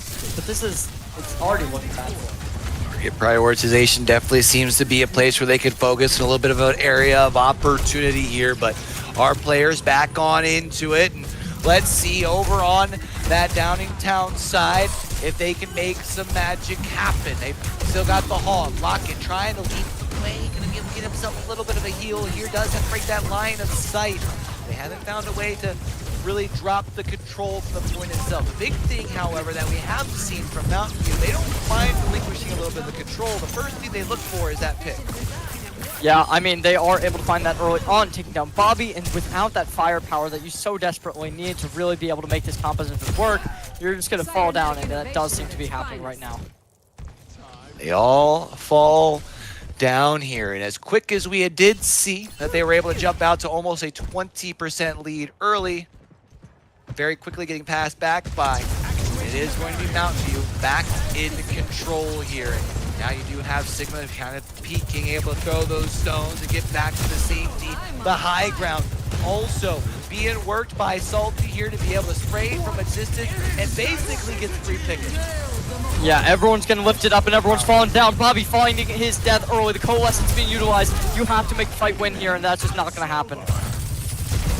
Already cruising almost up to that 50% here in Mountain View. Continue to soar. They've taken to the skies, they've taken off, and they've taken flight here early in this championship match. They're trying to make sure that no one. Yeah, it does seem like we're going to be seeing the same play coming out from Downingtown here. Everyone going on the right side here, while we just see this high ground being completely taken from Mountain View here. The tree's out. They don't even need to play around it, though. There's going to be the first kill coming in again, except this time it's going to be on the Moira. They don't even need to kill Bobby early. There's going to be Salty dropping down, though, and okay. Massive castle to come through here, but it's not going to matter. Boo's going to be able to shut him down early on. Transit gets utilized. Will this be enough? It doesn't seem like it. With this Cassidy dying down, will this be enough? I don't think the answer is going to be yes. Question that's still yet to be answered here. I mean, you do still have a couple of volts still left on your side if you're Downingtown East to be able to make some more magic happen, and as it is still kind of that back and forth affair here. And As I like to see the plays that we have been seeing as far as on that side from Mountain View. They happen to seem to recognize when they start to lose the team fights, and instead of continuing to stagger those last couple of eliminations, they gotta fall back. They don't push the issue. That's allowed them to then in turn push a little bit more pressure on the point a little bit quicker. Yeah, we do have the Whole Hog available here. We'll see if this is even going to be close to a comebackable game. It does seem like it. The Whole Hog gets utilized completely, pushing away the tank from the rest of his team. Heals are not available. There's going to be the Kitsune Rush come down early, and already the first pick is going to go in the favor of Downingtown. Downingtown get themselves the first pick and continuing to try and find their way themselves a way onto this point, but they don't have too much time. It's 13% left, and ult's going to come across from Sigma. Big damage done, but no picks found. Health going to be all back up across the board. Now we're starting to see them fall, however. Is that the opening they needed? 99% is now going to be able to contest. They get the possession, and at this point, they just need one team fight to be able to walk away with a map win. Yeah, I'm not totally sure what happened there, but Downingtown having a rough time indeed, losing the team fight despite getting so much percentage. We'll see whether or not something's going to change here. Obviously, the ultimate economy is not in Downingtown's favor whatsoever. Mountain View, though, they're getting close. There's going to be the overclock available. They can just drop this and potentially get the team fight won, but already that's going to be a massive opening day for them. Gonna be the last fight here.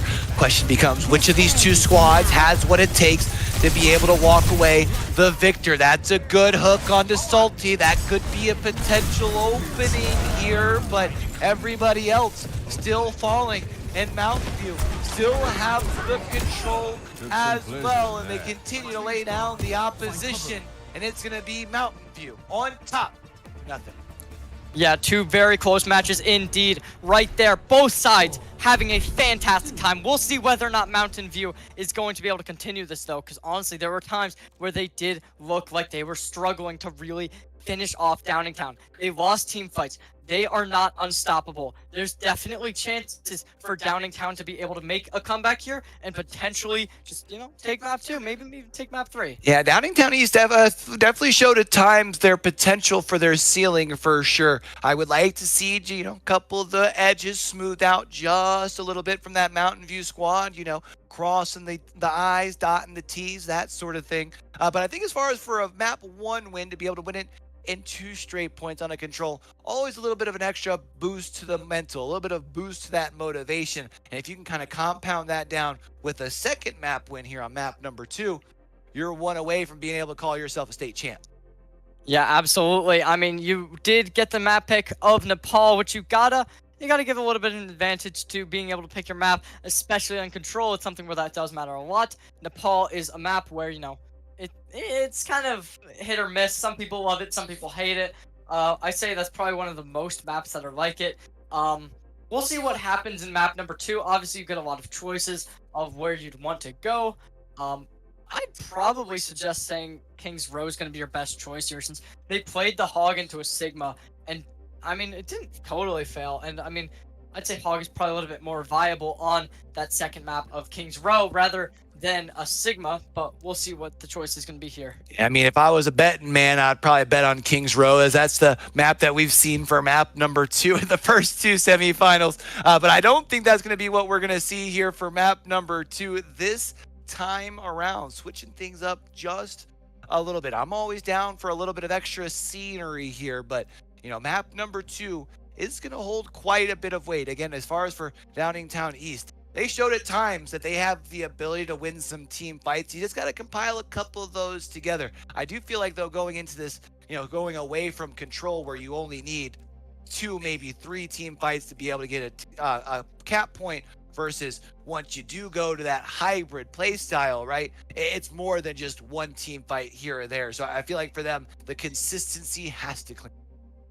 Yeah, we'll see whether or not this is going to change here. Downingtown starting on the defense here, while Mountain View is going on the attack. An interesting strategy not a lot of teams do go for here. We'll see whether or not this is going to change how they play this. But, yeah, looks like we're going in instantly. I always love to pick brains first time I'm on a desk with a caster whenever we move into a push or a hybrid sort of mode here, right? But if you had the option to pick do you feel like it changes on map, or do you more often prefer to start by setting the tone on offense, or do you more prefer to often set the tone by starting on defense? Well, something that, especially in the PIEA, you see a lot is teams that win, they get to pick the side, and you just want to start defense. Because if you win first map, you know, you want to be able to get it done as early as possible, and it's usually going to be able to happen faster if you're starting on defense. Since you can full hold, you get all that time, it's just nice to be able to start on defense. Also feels like, too, it's a way to continue to allow that snowball to build down, right? Because obviously the team going to feel a little bit deflated after losing the control game. Then if they aren't able to get that much going on the offense, harder to kind of really put things together onto a defense, especially if they're kind of caught somewhere in the middle where they have to make sure that that line does not get passed. But let's go ahead and head into map number 2 here, and let's see which of these two squads, as far as on our hybrid play. Yeah, it does seem like instantly here we're going to be seeing Mirror Bastions coming out in this matchup. Only character that's getting mirrored. But right away, Hog taking a little bit of damage. There's going to be the Juice coming in. Walking, trying to find a poke early on, unable to find the zone. Unable to find anything just quite yet. You mentioned the Bastions trying to put on work on either side here. Bulber trying to do it from a distance, trying to back up the Hog just a little bit. I think Bastion not quite as big of a health. Well, that's a big hook if they can prioritize the target, but instead switching to the turret form, and that puts a whole bunch of pressure on Downingtown.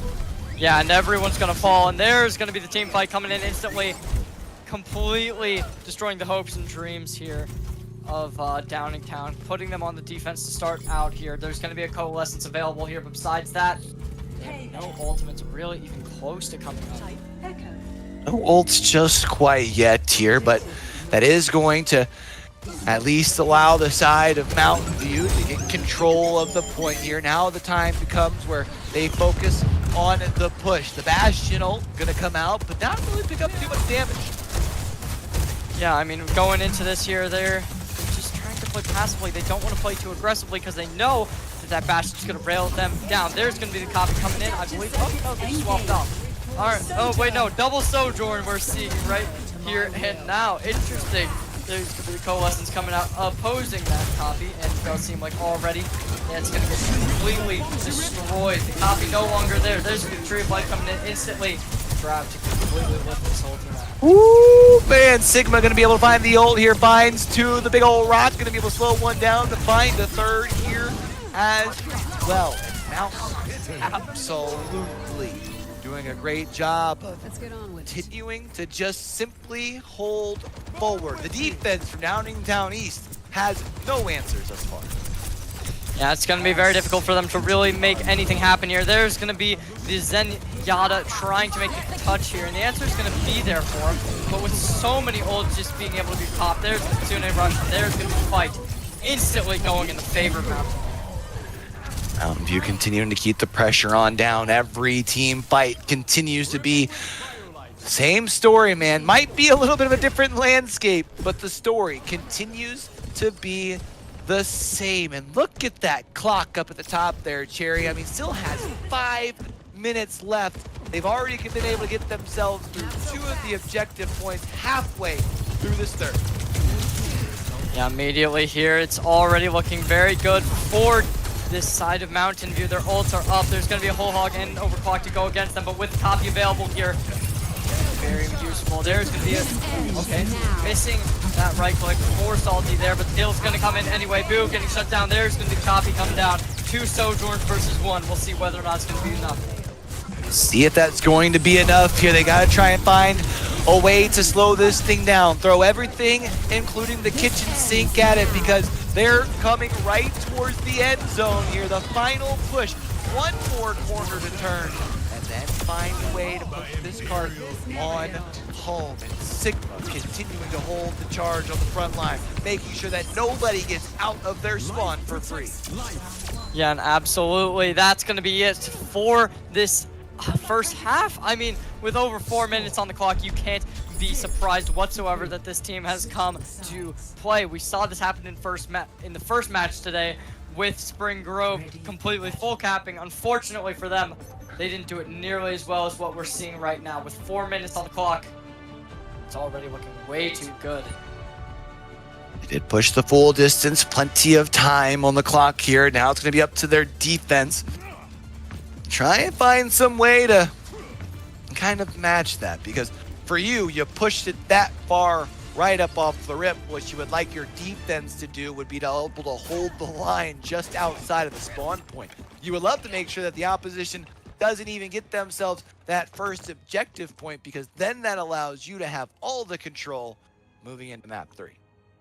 Yeah, it does seem like out of the gates here, we're going to be seeing a Widow 2 at least try to make a pick happen. We'll see whether or not he's going to peek for the pick, but right now, it's just going to be Soldier, Hog. I mean, you got a decent composition coming out of the gate here, something you'd see in Overwatch 1. We'll see whether or not this is going to be enough, as we've seen in previous rounds.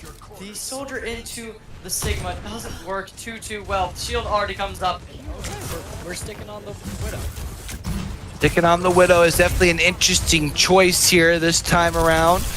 But let's see if they can make something happen. Does at least keep them a little bit at bay and at safety. Make sure that they don't potentially overextend here. The extending going to be left to Locken, who's trying to see as much room as they can buy with this Rogue Dog. You've been able to make your way on up to the up to the roundabout, but that's not as far as they've gone.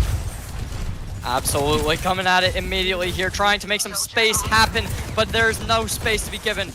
This Sigma not allowing anything. They're keeping them at bay. And Mountain View, sorry. They just don't give anything. They're playing high ground. They're playing low ground. They're doing everything they possibly want to. And the hook misses, and even more damage is coming through. More damage going to continue coming across here, but for Locken and company, they haven't had anybody fall just quite yet. You can see they're closing in on this point. They've still got plenty of distance. They've got to push this thing, and they're starting to slowly, surely run out of time here. They've got to find a way to truly get control in a team fight. Another nice Sigma ult going to be able to take out a couple with the assistance of the rest of the team. And man, my boy be throwing them rocks. I'm hitting hard. Yeah, despite losing your first player early on due to the whole hog, not whole hog, sorry. You had the hog ult. I can't speak today, apparently. Been a long day, it's okay. Despite losing a player early with your Cassidy dead, they still went in, popped the overclock, popped the grab. It just was not possible. And Mountain View having a fantastic reassurance here. See, as far as for Mountain View, if their defense can continue to hold the line, they've only got to do so for 2 more minutes. Salty sitting back and holding that high angle. Now going to drop down to help the Sigma here. Sigma going to poke his head up out and around the corner, and that should be enough to push this Downingtown East squad back, and more time continues to tick, tick, tick off that clock. Yeah, and you have the ultimates too. You're about to come back on your second ult of this game for the Sigma here. Along with that, you have the Deadeye, you have the tree. There's going to be the Coalescence popped immediately to keep your hog up, but you have to specifically be using it to keep him up. You cannot do anything else. There's going to be even more. Tree gets destroyed because Bastion does that, I guess. Bastion is just built different, apparently, and as we continue to push on through, it's 1 minute 10 seconds left here. As far as for Downingtown East, we gotta find some play somehow to win these fights. The ult's gonna come on out here, and I was gonna say maybe, just maybe they could hold their way through that, but instead Mountain View continues to win these team fights. Yeah, that could have been very, very bad for Mountain View. They popped everyone up with that Sigma ult, but there was a Transcendence that just completely negated the damage. Unfortunately, that does not negate kills, and a Deadeye is going to completely ruin their chances. Right now, they are on their last team fight of the game. They need to bring it back. They need to be able to pop some ults here. They don't have anything though. They're swapping to Tracer. They want to get at least like a touch, but that doesn't seem that likely anymore. It just seems that this defensive side right now from Mountain View just too strong. I mean, they've been able to hold them at this choke point for so long. And You can see now trying to match Sigma with Sigma, seeing the efficiency that Mountain Dew's been able to get with it, and it has bought them some space, but unfortunately, the way that they continue to push forward, because they need to force the overtime, it did allow for the Bastion to fall. Now is open for sustainability in that back line once more, but it is now going to be the Sigma that falls. Everyone else is going to be squishy, and it looks like it's going to be Mountain View, map number 2. Yeah, fantastic showing from Mountain View in map number 2. A lot better than we saw in map number 1. Folk holding in their own right, along with on their attacking side, completely decimating the defense of Downingtown. Going into map number 3, I mean, maybe, who knows? Because obviously map number 1 and map number 3 are very, very similar. So since Downingtown had such a good map number 1 compared to this, maybe they'll be able to come back. But we're just gonna have to wait and see. We're going to have to wait and see how this next map does play out here, but that map number 2 went by quick, fast, and in a hurry, didn't it? That thing went by almost as quick as map number 1 when they're trying to speed run this Division 3 championship finals here. And you know, I feel like when we kind of listen through this little window that's right over here to our left, Cherry, the talks in that gaming arena have gotten a lot more quiet. Yeah, I was going to say, compared to game number 1, game number 2, it's been very quiet over there. I mean, who knows? Maybe they're just not excited enough. You know, Downingtown, they haven't been having a very good performance right now, while Mountain View, I mean, maybe they're just saying, yeah, it's too easy. We just need to be keeping calm, keeping quiet, and then, you know, we get through this easy peasy lemon squeezy. Well, now if they're going to be pulling it off, they got to go through the road. They got to go through the reverse sweep here if they're going to keep things alive. And we had talked about the young talent that is on this squad, but unfortunately, the one thing that usually goes along with young talent is not quite as much experience, right? Still kind of learning the ropes. And I can't help but wonder, looking at the way that this matchup has played thus far, it just feels like Mountain View comes with so much experience that they've got an answer for everything that's getting thrown their way. I mean, yeah, it does seem like Mountain View, they are just completely destroying Downingtown right now in every way possible. Obviously, they are just so good. They're putting down the Tree of Life, though, and it just gets destroyed. It's, you know, it's like every single time. It has been either the Whole Hog, the Bastion. It's one of those that they have an answer for. And right now, I mean, I don't know what you're going to do to kind of destroy this, but you need to do something. Yeah, I'm not exactly sure what the answer is. I definitely felt that as far as in map number 1, maybe there is some times where you saw where, hey, you know what? They can stand toe-to-toe with this squad. Maybe we'll be all right moving into these next map. But the way that Mountain just really came out and, I mean, like a boa constrictor, just really squeezed the life out of the opposition in that map number 2. I mean, you push it the distance with basically never the cart stopping. And then you don't even let them start the cart on the opposite side. I mean, this is going to be a tough bounce back here heading into game number 3 from Downingtown East. I mean, yeah, absolutely. But as we've seen, these teams have done it before. Reverse sweeps are possible. In the semifinals, they did it. Down 2-0, and we're able to bring it back to a 3-2 situation. So we'll see whether or not that's possible here. Yeah, I forgot that's how they got here. I forgot that's how they've gotten here. So they've definitely proved that they can do it in the past. However, they are going against the number 1 seed this time around. So it is going to be a little bit more tough. And we're going to Flashpoint. And while we had your replacement in here talking about Flashpoint last time, we talked about the fact there's only 2 maps. And we've seen them both. So we are going to be seeing a repeat this time around. We are going to be going back to Servasa, though. We talked about heading into Servasa for the first series. I'm a big fan. I like the way that it looks. And I feel like, you know, don't get me wrong, New Junk City, also pretty cool. But if you had to ask me for one of the 2 maps for Flashpoint, I'm going Servasa 7 days a week. Yeah, absolutely. I can't agree more, despite the fact that my team did, in fact, go to New Junk City. But, you know, that's besides the point. We kind of got destroyed on that anyway, so clearly shows a lot about us in the first place. Right here, though, there's going to be pulling out the Sigma once more. Same compositions.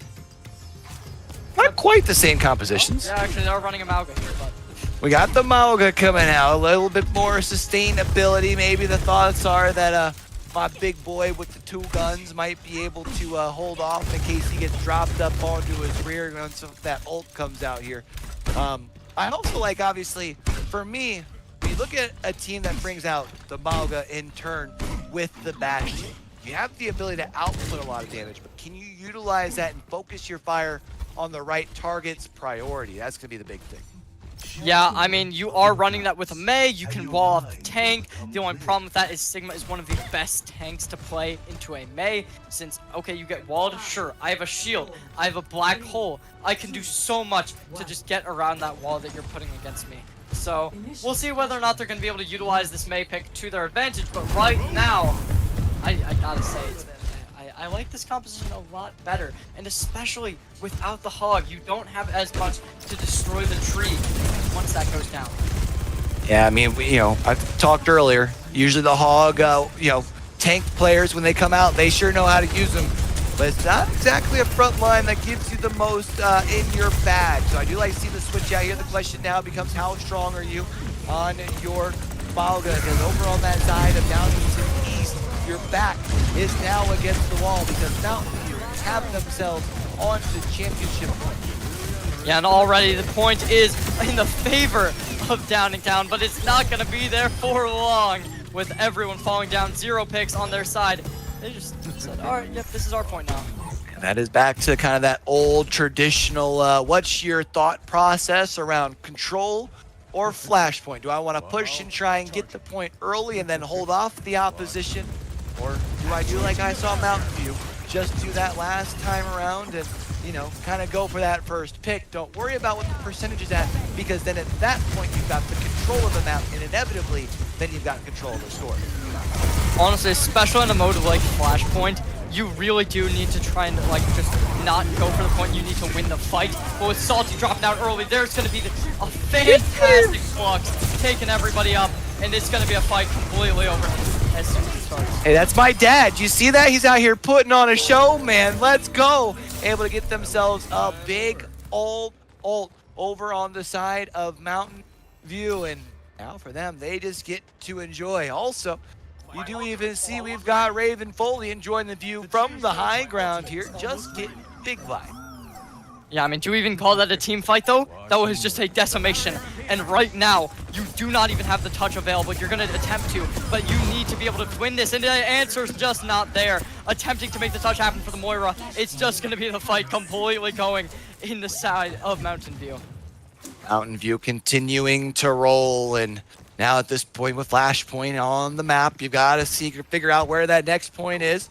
And you can see they're off and they're trekking to try and find their way there. And they got themselves one. They just needed 2 more to be able to call themselves the Division 3 champs. Yeah, already lots of damage being pumped into the Sigma. The wall comes out. There's going to be the Distort Orb, but it's just not going to be enough. And the Rampage comes through for this team. Chanel gonna come out here, not gonna be able to find anything, and man, we're just continuing to see a lot of the same story. Different map here. Mountain View continue to push their way forward. They continue to have all the control, and they continue to put down the opposition without any issues. Yeah, I mean, there was a kind of weird tree that we saw early on in that fight. I don't totally know what the plan was with that, but I guess it didn't really matter either way. They were able to maintain their distance, be able to bait out that Mauga into pushing far in, and just completely destroy the fight. You'd think when you're running a Mei, you'd be able to, completely destroy this team's, positioning, but it just doesn't seem to be happening right now, and okay! Massive over-aggression from this side. Been caught just a little too far forward here, and as we've talked about a few times today on Flashpoint, that point really does go by quick, fast, and in a hurry. So the fact that we're already over that 60%, maybe you get yourself one more team fight in, one more chance on this one here, but if not, already 1 point away is Mountain.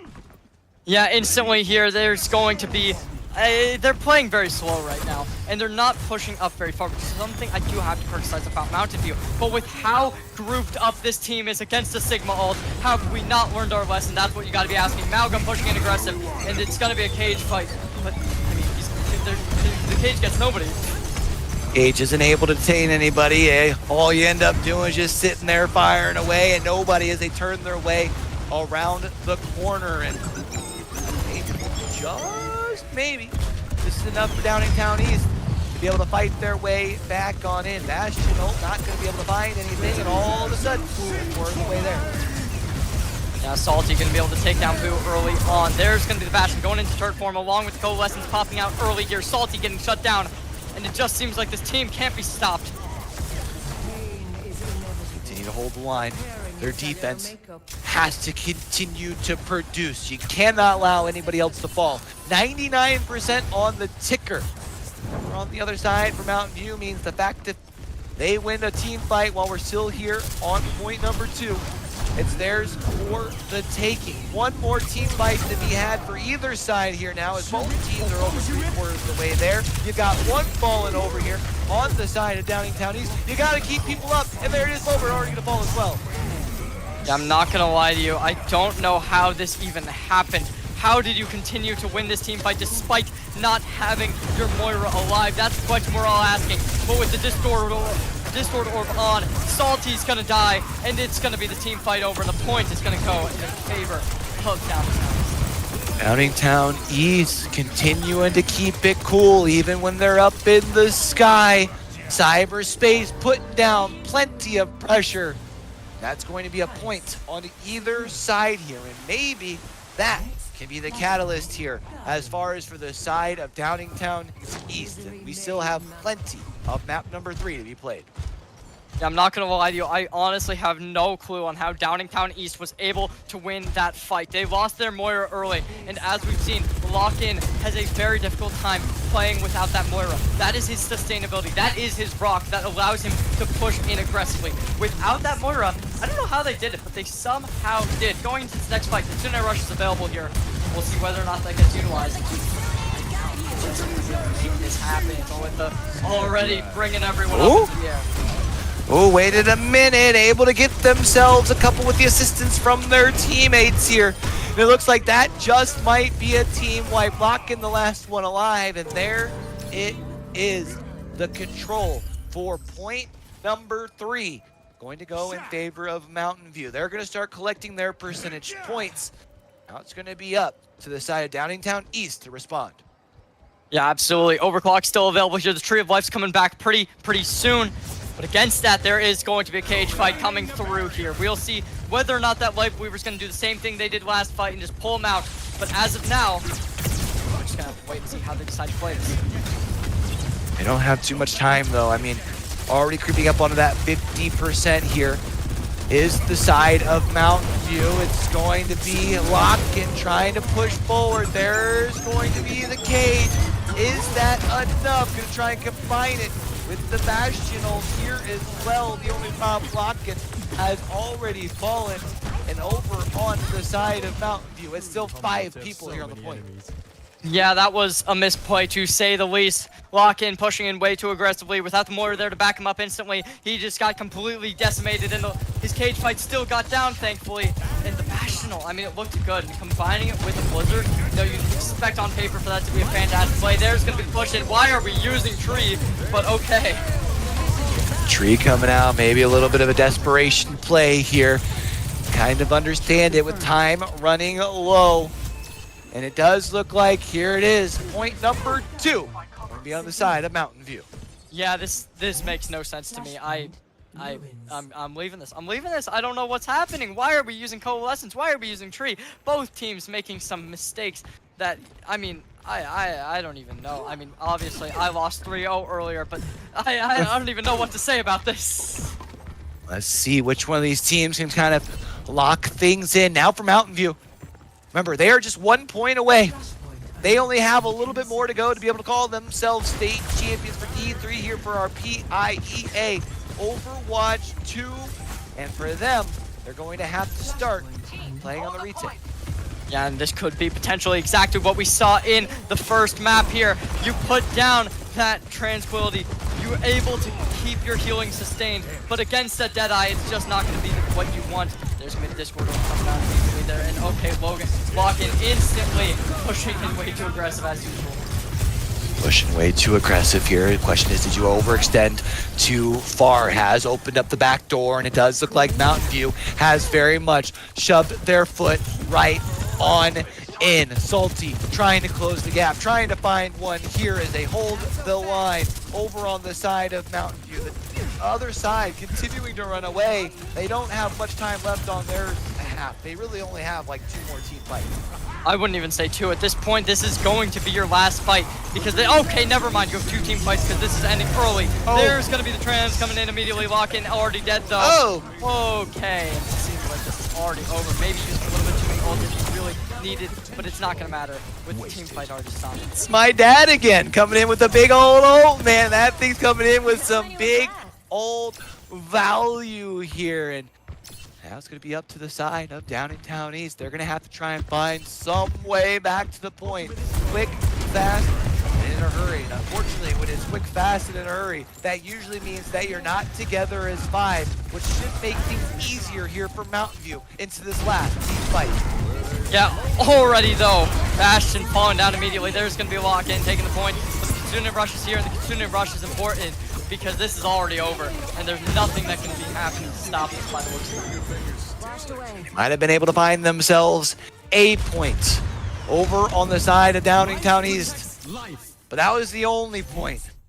And that is going to be a 3-1 victory, and that is going to be able to seal the deal here as well for Mountain View. A squad that came in here with a lot of motivation to be able to call themselves the champs, and now do so. Yeah, absolutely. I mean, Downingtown, they put up a fight to say the least, bringing a strong fight to that first point of control. Going into round 2, they had a difficult showing, but, you know, round 3, it just slipped away from them. They were able to take a point, bring it 1-1. Unfortunately, that was not enough to really take it home. You got to give a big shout out to the Downingtown East squad, though, to be able to make it this far. Make your way into top 4.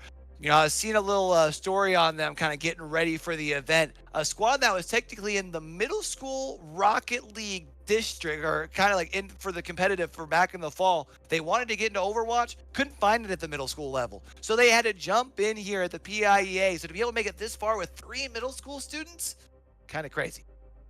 Absolutely. I mean, they made it to the finals, something that doesn't happen very often. But, you know, maybe we'll see them next year as, I mean, they're going to be in 8th grade, so you can't complain too much just yet. Calling themselves the champions, so I'm sure we're going to be able to have ourselves a quick little interview with the champs here after a little bit of a break. See how they're feeling after being able to take the D3 title.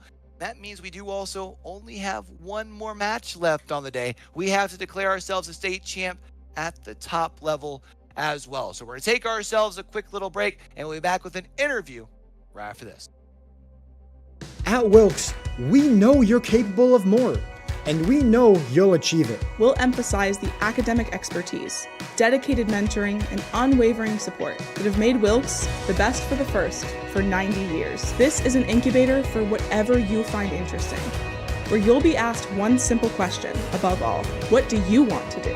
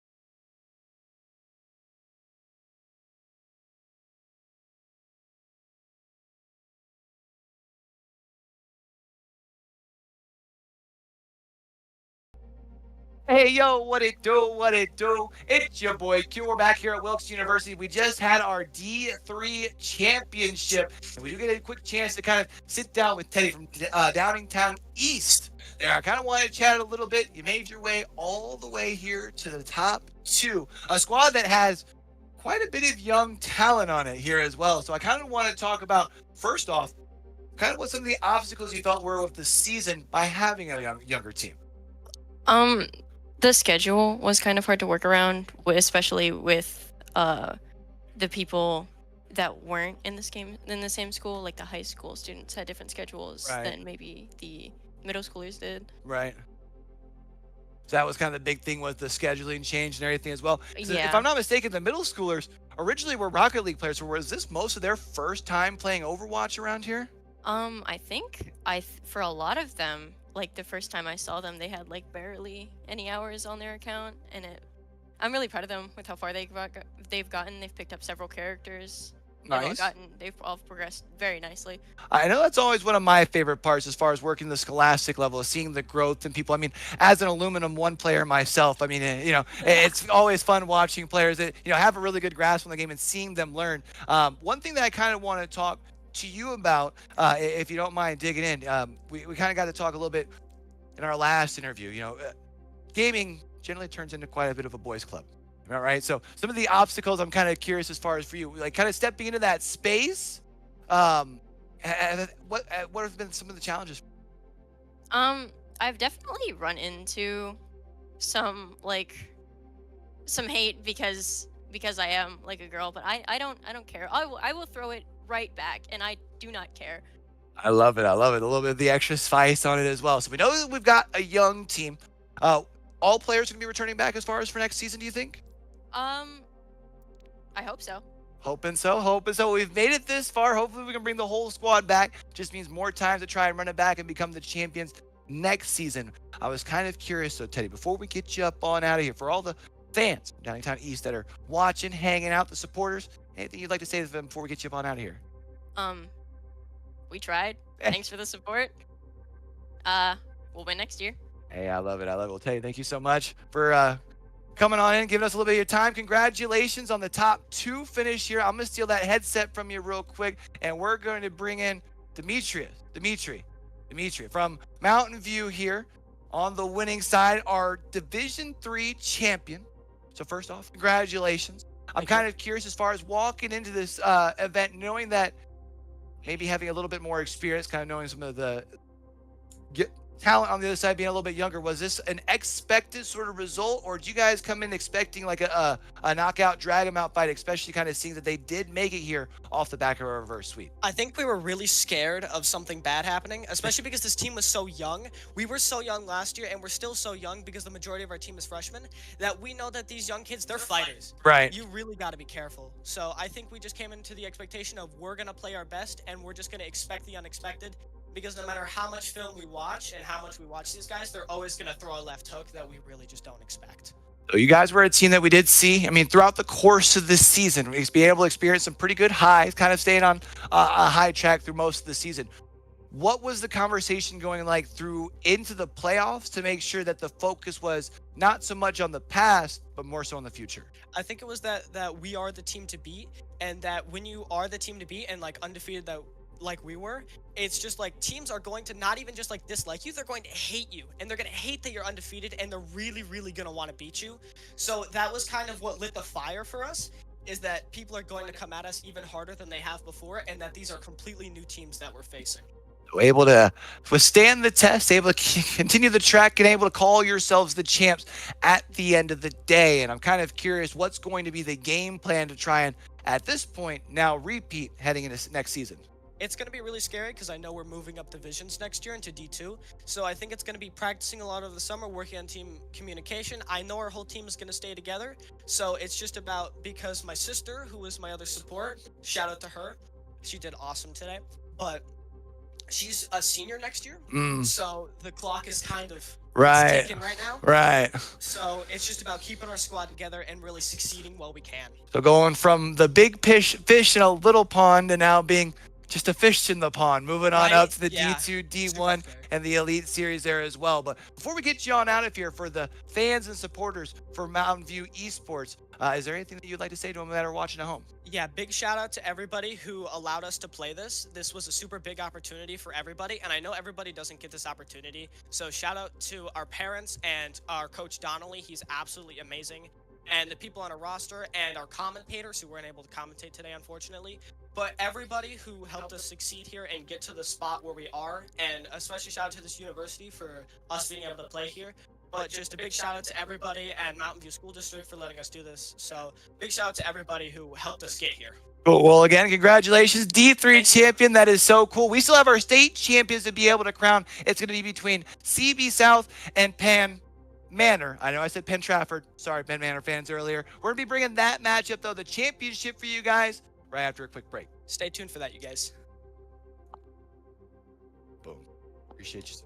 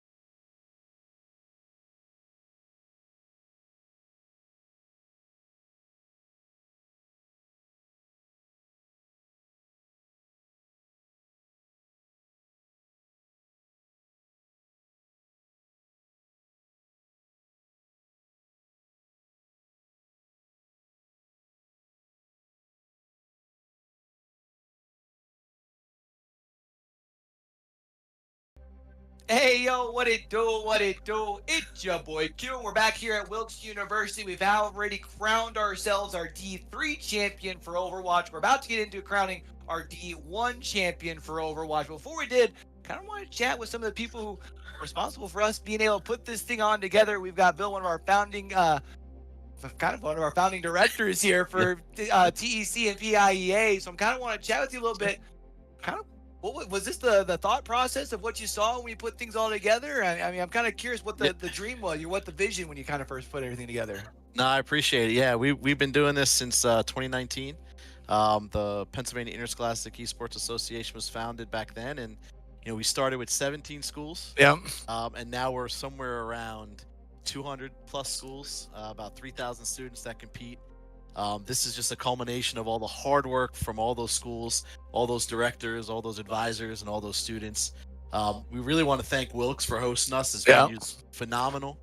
But yeah, we're just excited to continue to bring these opportunities to students.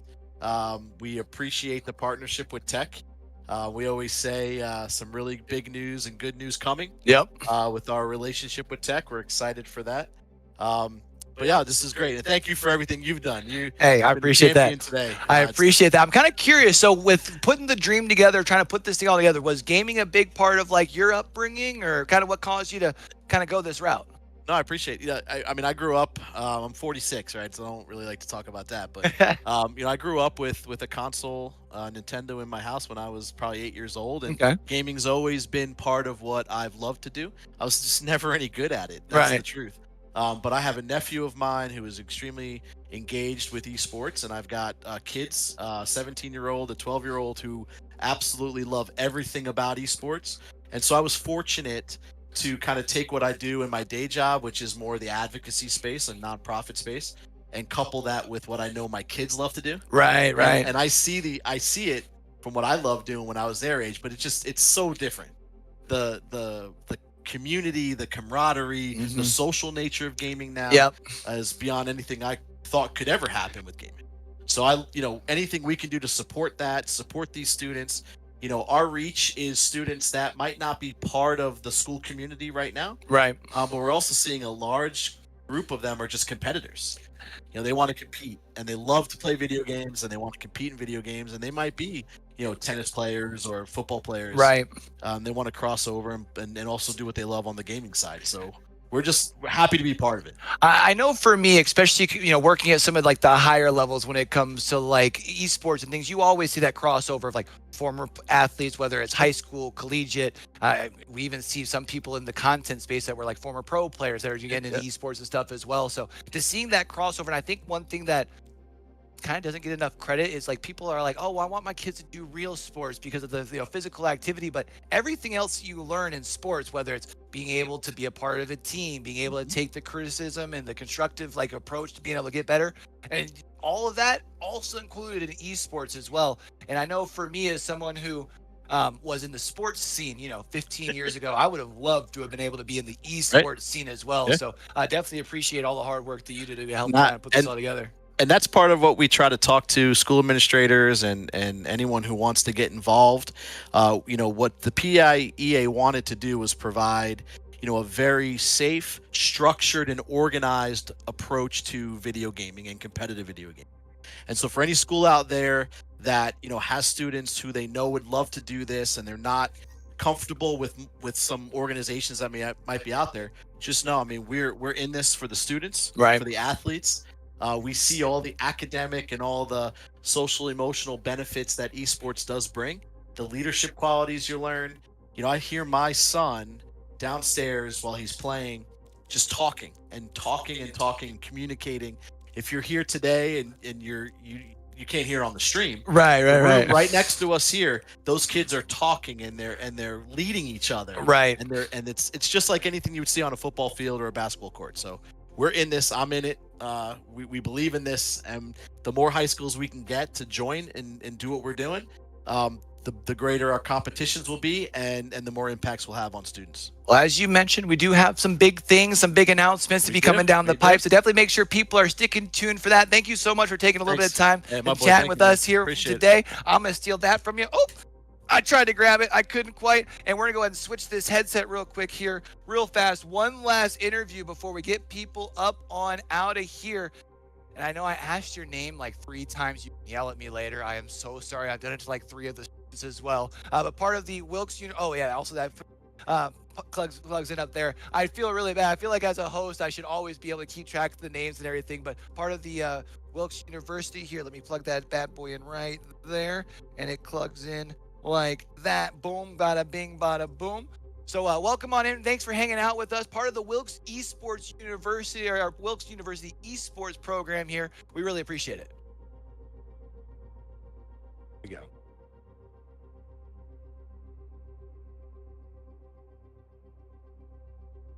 Oh, hold on. I think I remember seeing, what if I press that? Does that help? Is that working? Man can't man? If man can't man? Check 1 2, check 1 2. Switch you out for Oh wait, hold on. We got it. We got it. All We right, got it. cool. We got it. It's because I knocked over the All board. right, That's so- my fault. No, so no problem. I'll start over. My name is Robert Esker. I'm the esports manager for Wilkes University here. This is our inaugural year, our inaugural program.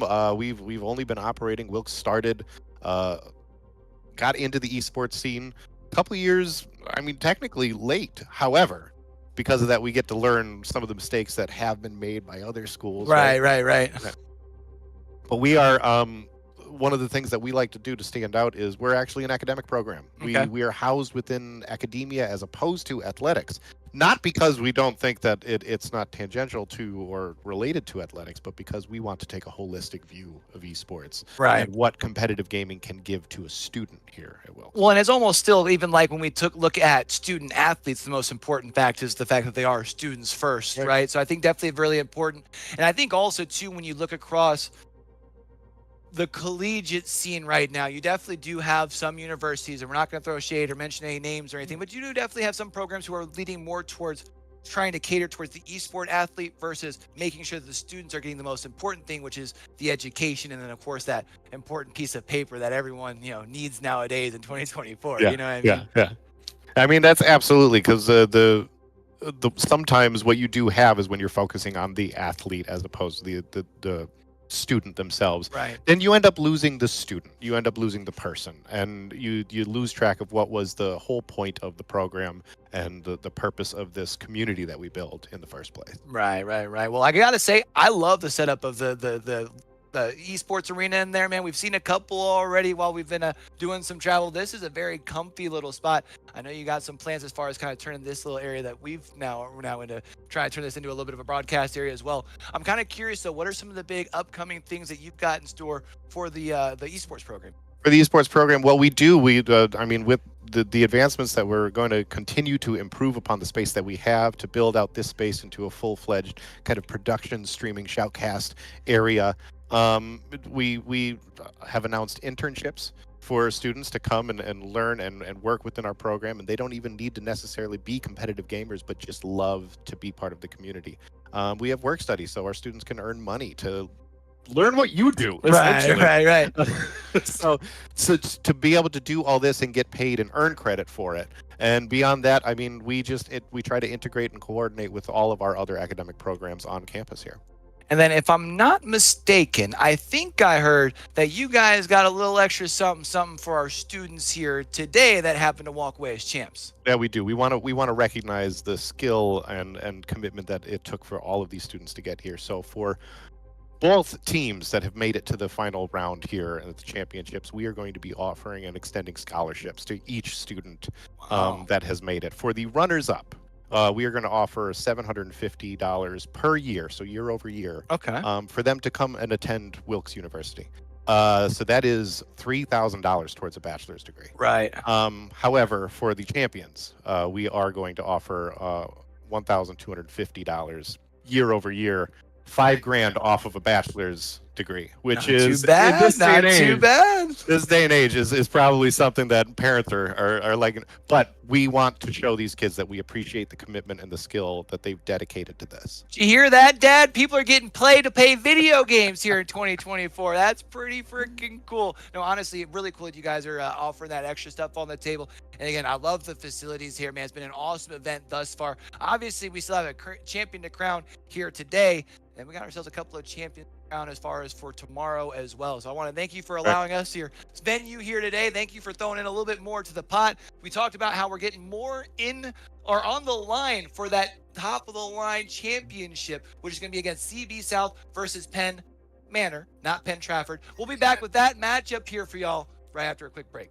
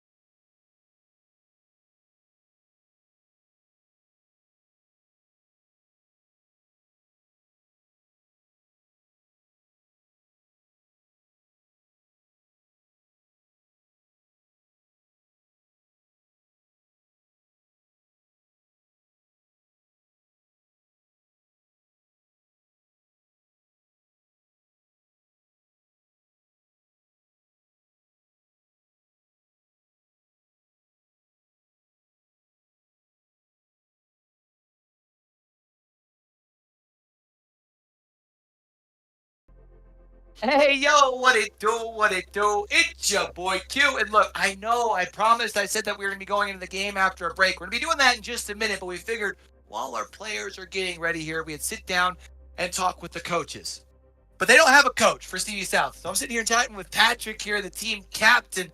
Patrick, you are now one series away from being able to call yourself a state champion here with the PIEA. But I was kind of curious, obviously, getting ready to go into a matchup against a team like Penn Manor, who have this prestige around them. They haven't dropped a series yet this season. They've only dropped one in the last 2 years.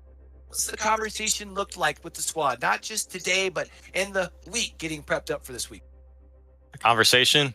Well, definitely just practice every day. We've been practicing some certain comps and strategies to go against Penn Manor. We're definitely some nerves coming in here, but I think we really just have to play well. I just realized I can't remember if I called them Penn Trafford or Penn Manor. I've made that mistake like 2 times. I know I've got people all concerned about it. I'm so sorry. But for Penn Manor, yeah, they're a squad that comes in with quite a bit of prestige. So for you guys, you walked away with a pretty good win there earlier to be able to secure your spot here in the grand finals. What's it take to be able to tell the squad that, hey, this ain't Ephrata though. This is Penn Manor. Has there been something for today that you felt like has been an extra motivating factor other than the fact that they get to raise a trophy, or does it mean something special to do against a team that does have this type of approach? Well, I know we actually practiced a lot against Penn Manor to prepare for this day, and we really just want to beat them because almost every time we practice them, they've kind of just beaten us. So we're really hoping to get back today. Looking to get back here. All right, well, we have probably about 5-10 minutes before we get ready to get kicked off. I know the team doesn't necessarily get a chance to watch this, but I know they're going to go back and watch the VOD. So any last words of encouragement for future CB South heading into this last grand final? Good luck. You got it. All right, fantastic. Well, Patrick, good luck here, man. Hopefully we'll be able to see you hosting that trophy here at the end. But let's go ahead and bring in our other coach here. We'll go ahead and let you get ready for your match here. We've got our Penn Manor, not Trafford, Penn Manor, not Trafford, Penn Manor, not Trafford. I've made that mistake only once. How you doing, Coach? Thanks for coming in and spending a little bit of time with us here today. Obviously, the squad here, you guys have gotten here throughout the course of this season. You haven't dropped a series. Kind of curious, what do the talks look like heading into a series like this to go, hey, we didn't come this far just to come this far? Yeah, so what I would say is that this is a team that has worked incredibly hard over the past year to be better. They have been working incredibly hard to just try and be something more than they were previously. We have 2 players who've been with this team. One in particular, the team captain, Tech, has been with this team since his freshman year. He came and visited us in the inception year of our program at Penn Manor. Wow, okay. He was a middle schooler and said, I want to be a part of this. And he and Steele, who is the main support of our team, they're both graduating this year. And they have one championship under their belt. But this is a team that's incredibly skilled. I think, a big, it's on the minds, of course, of everyone in this league. Penn Manor, how do we beat Penn Manor? Right. And they want to go out, on top. They want to go out in style. They want to go out proving like that wasn't a fluke. We are actually the best team. This league is never going to see a roster like this ever again. It's incredibly stacked. They're incredibly skilled. They're incredibly dedicated both to the game as well as to each other. And I honestly, it makes me sad to see them go. I don't know how I'm going to do this without them. Yeah. I'm excited for the future as well, but they are so concerned, so focused on making sure that they get this right, that they stick this landing, because this is it. This is the last game. They're never doing this again. They're never going to be this team again. Well, I know they came in looking to make a moment of it as well. I knew as soon as I saw them walking down the hallway with that trophy from last year, right?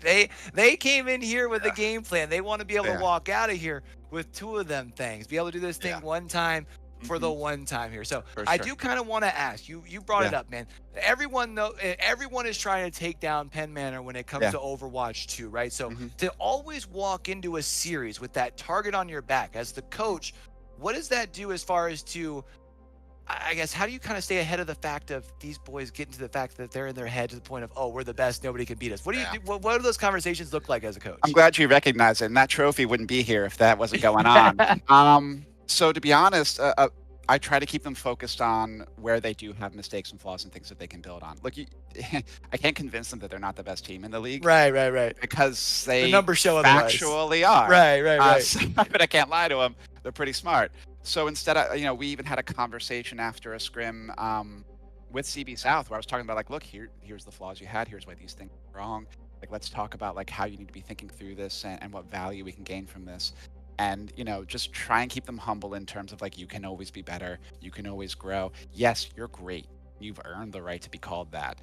They worked hard, this isn't an accident. But at the same time, they have to always be thinking about, okay, well, what's the next thing? And to their credit, they do that. I mean, I overheard the captain for CBSS saying we scrim against them regularly, right? Right. Penmare doesn't have to do that. They are also working their butts off every week. They were scrimming on Friday. Wow. Okay. Okay. And again, they're the number 1 seed. They're Right. undefeated. They haven't dropped a series. Right. Yeah, they lost up until recently not even a single point really. Right. With someone full capping them, and yet they still scrimmed against whatever team they could find that they thought would give them the challenge they needed. And that's the kind of dedication. Honestly, I wish I was more like them. They're incredibly dedicated to being better. Well, we're probably only about 3, 4, maybe less. Hopefully not too much longer than that. Maybe 5 minutes away from getting this grand finals kicked off. I'm sure you've already had a conversation with the squad, but we also know that teams go back and watch VODs. I'm sure they're also going to watch this interview as well. Yeah. Any last bit of information, words, anything like that to the squad before y'all go out there and try and win a second? Be the great people that I know that you are in every way. Here, today, tomorrow, years to come.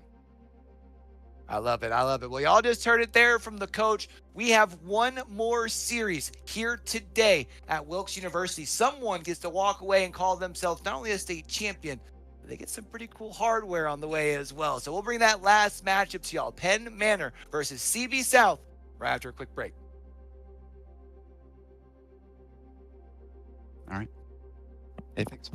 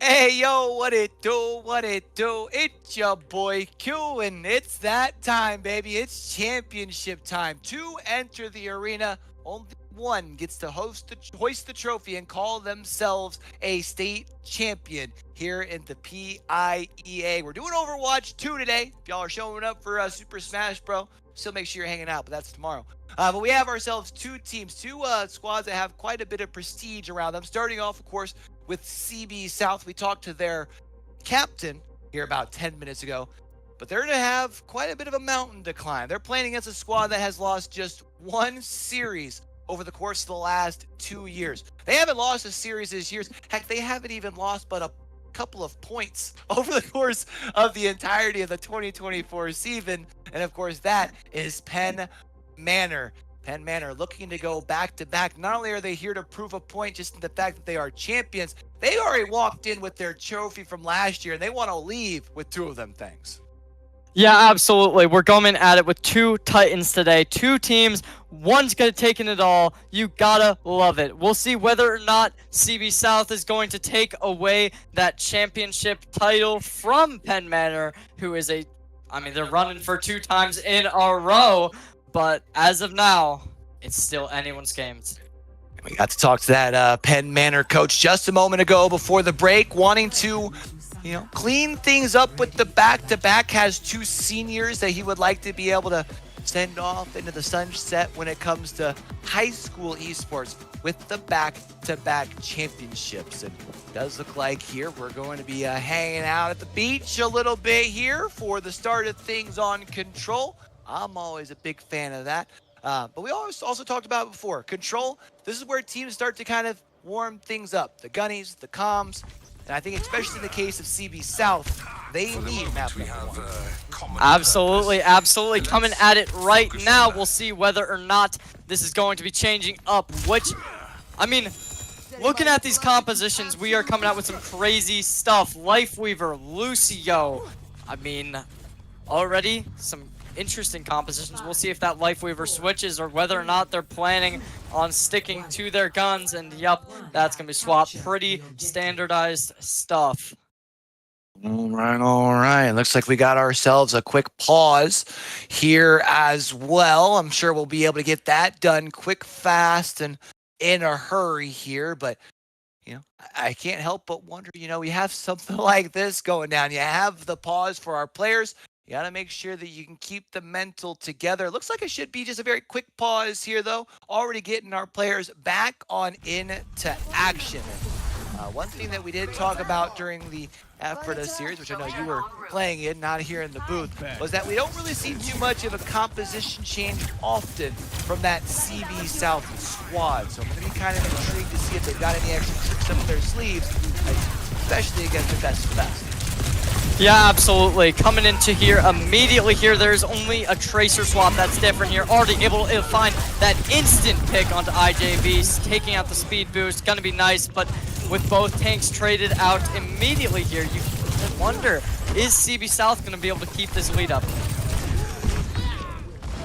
Wait and see if they got the lead up here, see if they can figure things out. As far as this first point, does go in favor of CB South, but it doesn't take long for Penn Manor to then get the control. And it's shooting right now, trying to a little bit of extra magic, half pushing forward, trying to get themselves a pick. And the farther they push forward, the less pressure that can be put on the point. That number just continues to tally up. Yeah, immediately here coming at it. There is going to be a Deadeye available. First ultimate of the game here. Sopo, not even close to his, but Tech is, both tanks, they're just trying to absorb the damage. They're not really able to output it themselves here. We'll see if that's going to change, but as of now, it's a little bit of a stalemate, and that's going to keep... It seems like Penn Manor is potentially going to be able to lose this point, but I don't know. Yeah, it sounds like it's hectic over there in the gaming arena as for now. It's the loudest that we've heard that gaming arena in a little while. Both teams firing those comms back and forward. Still contested here, and it still does continue to allow Penn Manor to tally and add to that here as well. 16% gone by. However, Shunam is going to go down. Able to find the Tracer. Yeah, immediately 2 players already down for CB South. There's going to be the Kitsune Rush utilized here, already falling down as well. There's going to be Sopoke, and ending out this fight. It's going to keep going in the forward for Penn Manor. There it is. That's going to be Penn Manor. Still has the advantage.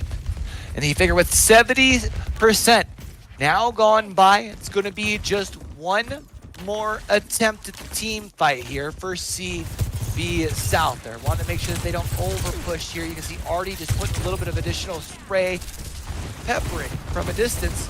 But they got to find some way to really start to dwindle away that health bar on, well, really anybody on the side of Penn Manor, because they've kept everyone upright vertically for a while.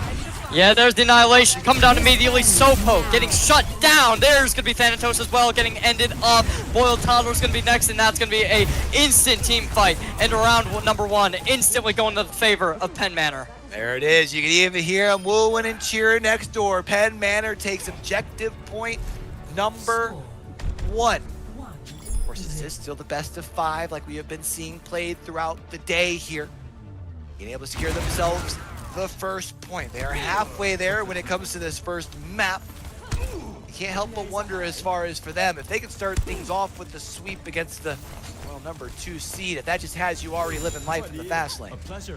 Yeah, absolutely. A couple swaps coming in immediately. Boiled Toddler swapping over to the Echo pick, something that he has been super proficient on all year. IJV moving over to the Mercy. We'll see if that's going to be sticking through here, but as we've seen, they do like to mess around with their characters. That Lifeweaver is still here. We'll see whether or not they're going to stay on that. But it's really like, I don't know how you can't play funny against a team like CB South, as I have learned. But we'll see if Penn Manor thinks differently. Penn Manor, couple of seconds away. Last 10 seconds to prepare for the second point. And for Penn Manor, I feel like for them, they probably have the objective in mind to try and make this first map as quick as possible. We just talked with the coach, and for them it's been about making sure that they can continue to just more keep their eyes on the prize, literally scrimming as early as this past Friday, not trying to take any time off even before the travel. They wanted to make sure that they were armed up and ready to go, and they have been showing that they are just that here today. Yeah, absolutely. Boiled Toddler already getting shut down. There's going to be him swapping over to Genji. There's going to be another pick coming down. Shunam getting traded out. However, that's not enough. With Brayden falling down, you have nothing left to give, but they're still going to be doing it. IJV getting shut down. It's going to be difficult. It's going to be hard, but it seems like CB South is scraping this away. They've been able to slowly figure things out. Tech's now going to go down here as well, and CB South now have control of this point. You can see tried to push forward up into where the respawn was going to be, but then a quick turnaround. I think for them, wanting to make sure that they don't get caught overextended. Yeah, you know, this is exactly what you love to see in the finals. CB South able to make their contest here after losing round number 1. They're coming back on the Genji, and they're coming back strong, making this all in their favor.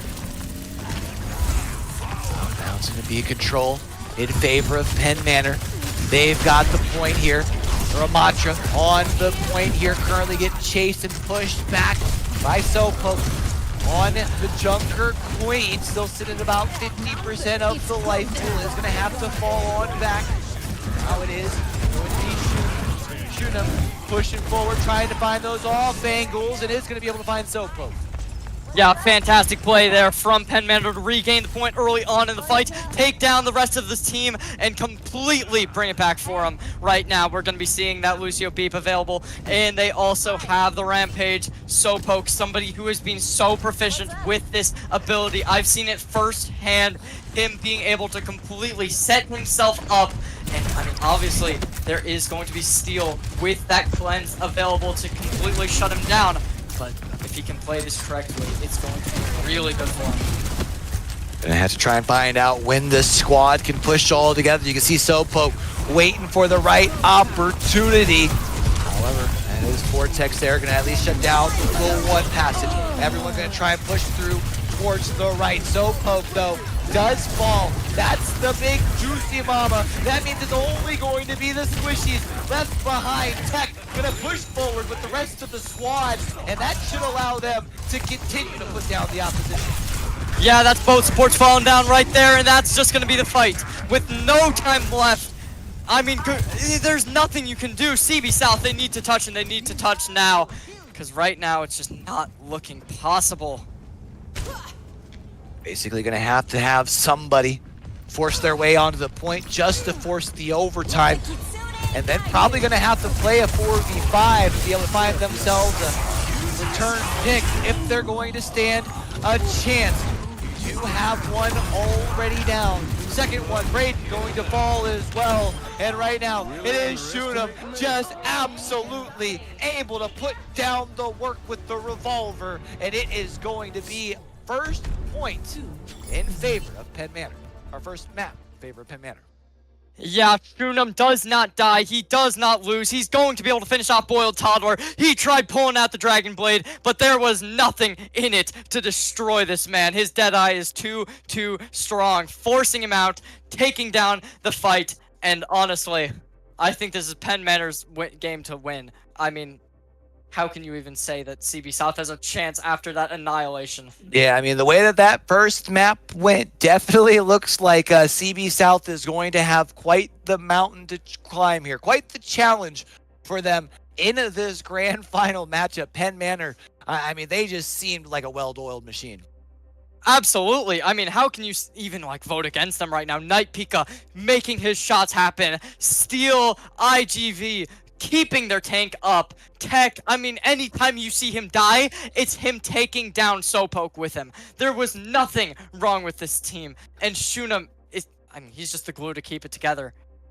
I mean, really everyone kind of holding their piece and holding their responsibility as well, as far as making sure that everyone is really kind of filling a lane. And for Penn Manor here, I mean, you got the first one on the board. You're now 2 maps away from being able to call yourself back-to-back champions.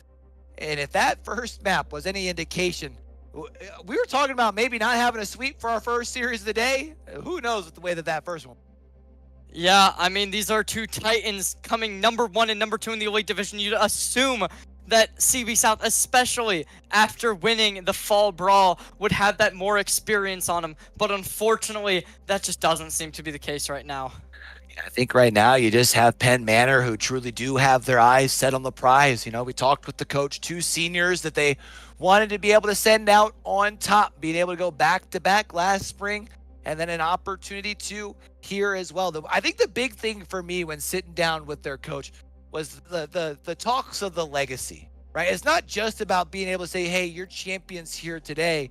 They want this Overwatch squad to be one that's talked about in PIEA for years to come. Yeah, I mean, I don't even think that this is going to be their peak form. I mean, they have 3 sophomores on their team, and they're still rolling everybody. I mean, there's no even debate that this is probably going to be the best team we've seen in PIEA history.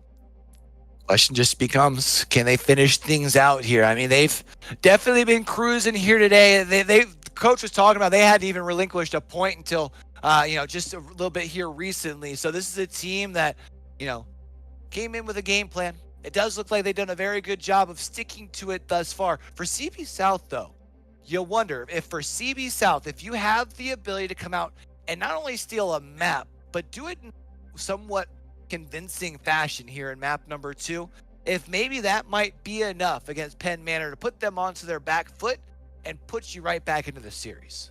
Yeah, absolutely. There's no debate that they have improved in this season. So I can't ever count them out. Obviously, if you see their match against Penn Manor in the main season, they are a completely different team already seen. I mean, at the very start, we saw Boiled Toddler, on Tracer, messing up. It was not fun. And now we see this man completely, contesting, making fights happen, shutting Penn Manor down at times. this team is too good, and they're improving on the daily basis. When you have a team like that that's able to continue to find ways to get better, it can be a scary sight. I mean, really, same thing can even be said for this Pan Manor squad, which I think has been kind of the hard thing when it comes to seeing that gap closing, is because as much as CB South and other teams continue to try and push up and higher, this Penn Manor squad, there has been no complacency this year. They just continue to aim to become the best version of themselves. Absolutely. I mean, they're not losing, and you know, if it's not failing, why change it? And I mean, so far it does seem like we might be going to Hollywood here. We'll see if the dive composition is going to be coming out from either of these teams. Obviously, last year Penn Manor was a different team. They were playing a insane dive composition. I remember that in the semifinals. Their Oasis in general was fantastic. Their other maps were fantastic. But right now, I mean, we'll see if this is going to change. Obviously, this composition coming through is both teams playing relatively similarly. Well, it's time that we go straight to the Wild Wild West. Another one of those maps that I really do love the aesthetic of whenever you happen to load in. Unfortunately, neither of these teams here are going to have much of a time to enjoy that aesthetic because they've got too many people on the other side of the lobby that are wanting to try and get into some action here. But getting ready for map number 2 for Penn Manor. I mean, they started off strong, right? They're going to be starting on, it looks like, the offensive end here as well. You get to set the pace, and this is a team that we know likes to push at the distance. They're going to try and see if they can do that here. Yeah, immediately Lucio on Lucio action, speeding his team through this point. IJV starting out on the attack, Penn Manor. We'll see if they're able to make something happen. Pushing left side immediately here, forcing the points to be even closer to him. We'll see how well this works. Here we go, first pick already being found, and it is on to Tech. So, of course, with that being the tank, that does go down. They're going to be just a little bit more passive here. You see them taking a couple of quick peeks, but nothing crazy as for yet. They want to make sure that they can push coordinated. Absolutely, absolutely. We'll see whether or not anything changes here. There's going to be the push coming through again, finding their way onto the point here. The contest is still there. There's going to be the cleanse coming out immediately here with Artie falling down. There's going to be the trade, though, with Shunam. I mean, somebody who's been playing so well. This might give you a little bit of a comfort boost with a 3K. Or CB South, insanely proficient on the between compositions. And they're just going to roll their way through. And we can hear them through the wall right now. They are pumped. That's going to be a team wipe. We're on that side of CB South that we talked about for this Penn Manor squad. The prestige keeps getting brought up. They know that they're good. Everyone knows that they're good. But that doesn't stop CB South from stepping up and punching them in the mouth. Absolutely, absolutely. Coming at it even more. We're going to be seeing Boyle Toddler taking the right side here. Unfortunately, the entire side of Penn Manor playing on the high ground. We'll see whether or not they're going to be able to find that opening pick here. But with all the bombs coming out on the Cleanse already being utilized, copying into the Cassidy. We'll see whether or not they're going to be able to find that pick. But already CB South ruining their chances. But the comeback comes through, finding a 2K of their own. IJV dropping the beat. And there's going to be the copy. Loyal Toddler no longer having that extra life. But it doesn't matter. Oh, pushing forward. Did you get caught too far forward, though? No. Has plenty of help here behind him. Boyle Toddler rocking the Echo. Tries to get a little bit of damage from the sky where they could. And now for this team, they just have to fall back through this doorway once more and wait for the offense to push forward. Yeah, this is already looking so much better for CB South immediately here. They have a Cassidy ult on the side of Penn Manor, but with the beat already being available, they can just drop that and win this fight. Beat that gets dropped into play here, and now for CB South to lose their Echo. Now they're going to lose Sopoke here as well. Artie about to fall, and the fisticuffs get broken out by Tech. The rest of the squad trying to follow suit here as well. That should be enough to be able to get them the control of this point. But with just 50 seconds on the clock, Now obviously going to be bumped up to that 3-minute marker. They're already playing from behind just a little bit. Yeah, I'm not totally sure what happened there for CB South. They dropped 2 support ultimates and still failed to be able to reclaim that point. But fortunately for them, they're finding out tech, and that's going to be Artie finding his way back into this fight. Here it is. Artie found his way back into this fight, and it's going to be up to the rest of the squad from CB South to hold the line, trying to prevent this thing from making the turn at the first corner. And for them, they're trying to set the bar as close to the starting line as possible so that they can turn around. Here's the squad with 10 mana. They're going to set their way through. So close to be able to find one. That's one of your support players as well. This could be big for them in this team fight, but they keep falling back. Yeah, that's not very good whatsoever. Tech going to be able to drop that Annihilation, and they don't even need to drop any other ults. Fortunately, though, for CB South, they didn't really invest much. They're going to be coming up on the Rampage. They have the overclock. They're not going to have their copy for a while, but that's not the worst part about this. Without your support ults, this really is going to be very difficult to win. 4 ults on the side of Penn Manor. This is their map to win. Definitely feels like Penn Manor in a pretty solid spot. Took them a little bit there, a little slow out of the gates. I think that's a fair observation, but since they've started moving, they have not stopped here. And now it's going to be Soappoke, Artie, and now Bull Toddler as well, all going to fall. It's Shunem who continues to shoot him, and it's going to be another team kill. Yeah, unfortunately for Penn Manor there, they only need to invest 2 ultimates. The Overclock was used, the Kitsune Rush was used. They still have the Deadeye, which we've seen is detrimental to CB South. And they're also going to be coming up on the beat here. Obviously, right now, we're going to be seeing some ultimates coming up for CB South as well. They have the Overclock to try and counter this. But that Rampage is what they really need here. Rampage could be absolutely huge for them. However, it is Penn Manor. They don't have too far to go. What? 1 turn and then just to send this thing on home. Maybe, just maybe, one more big team fight. You can see over on the side of CB South, they seem to recognize that they're playing a little bit more passive. They're backing up to the doorway. They're conceding more space, but they still have not found a way to find the first pick. Trying to find it on somebody in the back line now. Shoot him, going to fall, and that might be the opportunity that was needed. Yeah, absolutely. Artie going to be able to find his second there. There's going to be Soappoke with a knife, getting a 3rd. Steel dropping down, and CB South lives another day. CB South's going to be able to keep this fight alive for a little bit longer here, but with 1 minute and 55 seconds here left, they've got to hold the line, and they've got to do it for quite a bit of time. And now on the high ground, you do have Boiled Toddlers trying to keep an eye out for things, potentially trying to push their way up there. Was a player from the side of Penn Manor, not going to be able to find their way on up, but they have been able to find their way towards the point. Soappoke gonna fall, and the rest of the dominoes should as well. Yeah, that's not good whatsoever. Soappoke falling down early, and that's gonna be the final fight. The Deadeye gets that, the 2 afterwards, and round 1 done with 1 minute 28.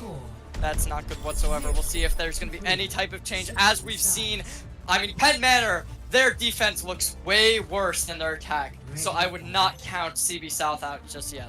Yeah, we did see Penn Manor allow the opposition to push it all the way across in their first matchup of the day, just for them to still be able to turn things around on the opposition. So now they've done a good job of pushing it all the way. There's 1 minute 28 seconds left. Again, I was a little concerned for this Penn Manor squad. It looked like a little slow out the gates. Maybe CB South had the answers. You talked about their dive composition potentially having some success on this map, and although they haven't been able to do so thus far, you figure here on a defense, or sorry, yeah, here on this defense, they've got to find some way to figure it out. Yeah, absolutely. We're going to see how this goes here. Obviously, we're going to be seeing Boiled Toddler swapping over to the Genji here. We've seen it on map 1. We'll see if it happens on map 2 just as well. Final seconds here, and it's going to be CB South going to have to push it the distance. And remember, for them, since it was pushed the distance over on the side of Penn Manor, the time not really so important. What's just important is the fact that you can get it to the end line. The time is the bonus. Yeah, already Boiled Toddler jumping up onto the high ground. There's going to be the second one coming up with him there. Two people playing up here. They're going to be able to find their first little bit of damage. Unfortunately, no picks are coming through from it, but it almost happened. Shunam getting with detrimental HP on. Shunam getting relatively close here, getting kind of scary, but doesn't fall quite yet. However, Shunam finds one, Steel finds another. Let's make that 2 for Steel. And it's going to be a 2 versus 4 here for now, as South doesn't have too much at their disposal. Already, though, going to be able to make a play. However, getting caught out and already going to pay in exchange. Yeah, it's not the worst thing in the world, though. Being able to completely stagger Shunam away from his team, he has to get back, and he's on Cassidy, somebody who has a role, and that's about it for his mobility. We'll see if this is going to be able to change, but as of now, I mean, oh, no. Boyle Toddler, he's coming in, and he's coming in for blood. He's got that dash. He's going to try and get up to the high ground here, but no, he's diverging away. Urging away here, and then wonder maybe what the call is as far as for that. And, you know, as much as I would be concerned that it's taking a little bit of time for CB South to cap this point in order to make the push, let's not forget that for Penn Manor, they had similar struggles. And it does seem like they are starting to get things figured out. But they got to make sure they continue to find some picks here, because as for now, Soapboat's going to fall, and the rest is going to be in trouble. You know, I'm actually so sad that that didn't work. I'm pretty sure that this was the play I was told about that happened in scrims against Penn Manor, where CB South, they completely fake them out there, make them think that they're going to go behind the point, and then just completely go the other way and go forward.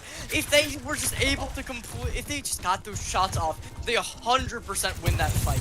And that's so disappointing that they don't. Now, this is going to be where things become important for the mental. One thing that we talked about earlier in the day in a different matchup was if you have a game kind of turn up on its head, the way that this has thus far, Penn Manor are able to push the distance, and they were able to do so relatively easy once they captured the point.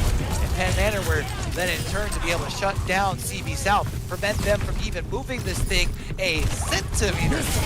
Well, then you're in some troubles. You start questioning things over on that CB South side, beats out onto either side to help with sustainability. Neither team able to find a big gap. Yeah, Sobo dropped the commanding south. There's going to be the first pick coming out onto Braden. That's not good for him whatsoever. With this point starting to get capped again, the rampage comes through. There's going to be both supporters taken down, but unfortunately Artie's going to get traded out. But Sobo doesn't die, and he's finding his 3 and finding his point. It's going to be big, gives him the control of the point. And of course, in turn for that, not only do you get control of the cart, you get a little bit more time here as well. We talked about how there wasn't much time over on the clock when Penn Trafford got the control. So you do got to keep that in the back of your shuttle here for a moment. But there's one thing that we know about Penn Trafford. They don't lose team fights too often. Absolutely Penn not. Manor. Penn Manor. I made that mistake again. But at this point, Penn Manor, they are losing with Shunam dying early. That is not what you want to see whatsoever. And Boyle Toddler, he is confident. He's ready to go for more. He has all his abilities on cooldown, and he's jumping up, and he's finding his way onto that Ramatra copy. And there's IJB falling down. It is. You got the copy of the Ramatra. The fisticuffs going to get broken out here as well, trying to buy some additional space. Boyle Toddler starting to run low on the time, back into the Echo form here as well. It feels like enough was bought with that copy. Oh, of course, but even before that, they found Shunam so early on, and that's exactly what you want to see. There's going to be a Kitsune rush, but that's about it. Maybe we'll see the High Noon come out. Maybe we'll see that Annihilation being used in this fight. But besides those, they don't have much, but they find the early pick on the Thanatos. They continue pushing their way here forward as well. Tech continue pushing on. Steel, the only one down over on that Penn Manor side. And they have done a great job of taking this push and bringing it to an absolute halt. And with 95 seconds here left on the clock, they start to have some doubt creep into the back of the minds over on that CB South, because things were going great, but now their spawn going to be so far away since they were so close to that second objective. Yeah, that's so disappointing that they were unable to just finish it out early on. Shunam, he has a High Noon. Tech's can have the Annihilation.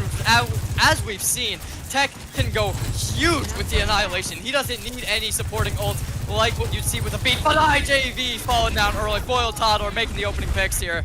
We'll see if that's going to translate to a win, which as we've seen in previous rounds has.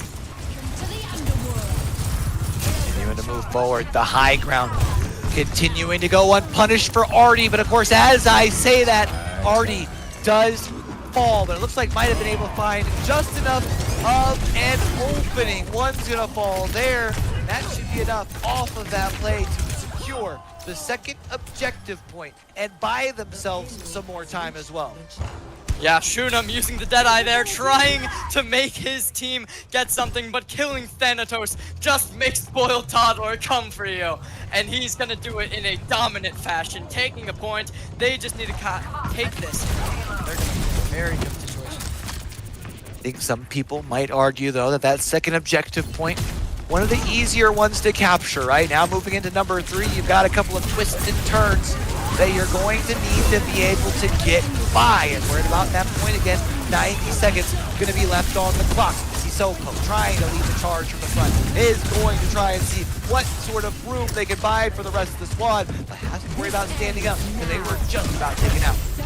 Yeah, and there's going to be the fight going in the favor of Penn Manor once more here. Overclock being utilized. It's going to find everything. And Boiled Toddler falling down, unable to get back to his spawn. This could be bad with such little time remaining. I mean, if you bring this to overtime, you are going to be in such a bad position since you will not be able to win this map. Obviously, you can get a tie-in, but that's not what you want. You want to be able to take these, and that's kind of what you need.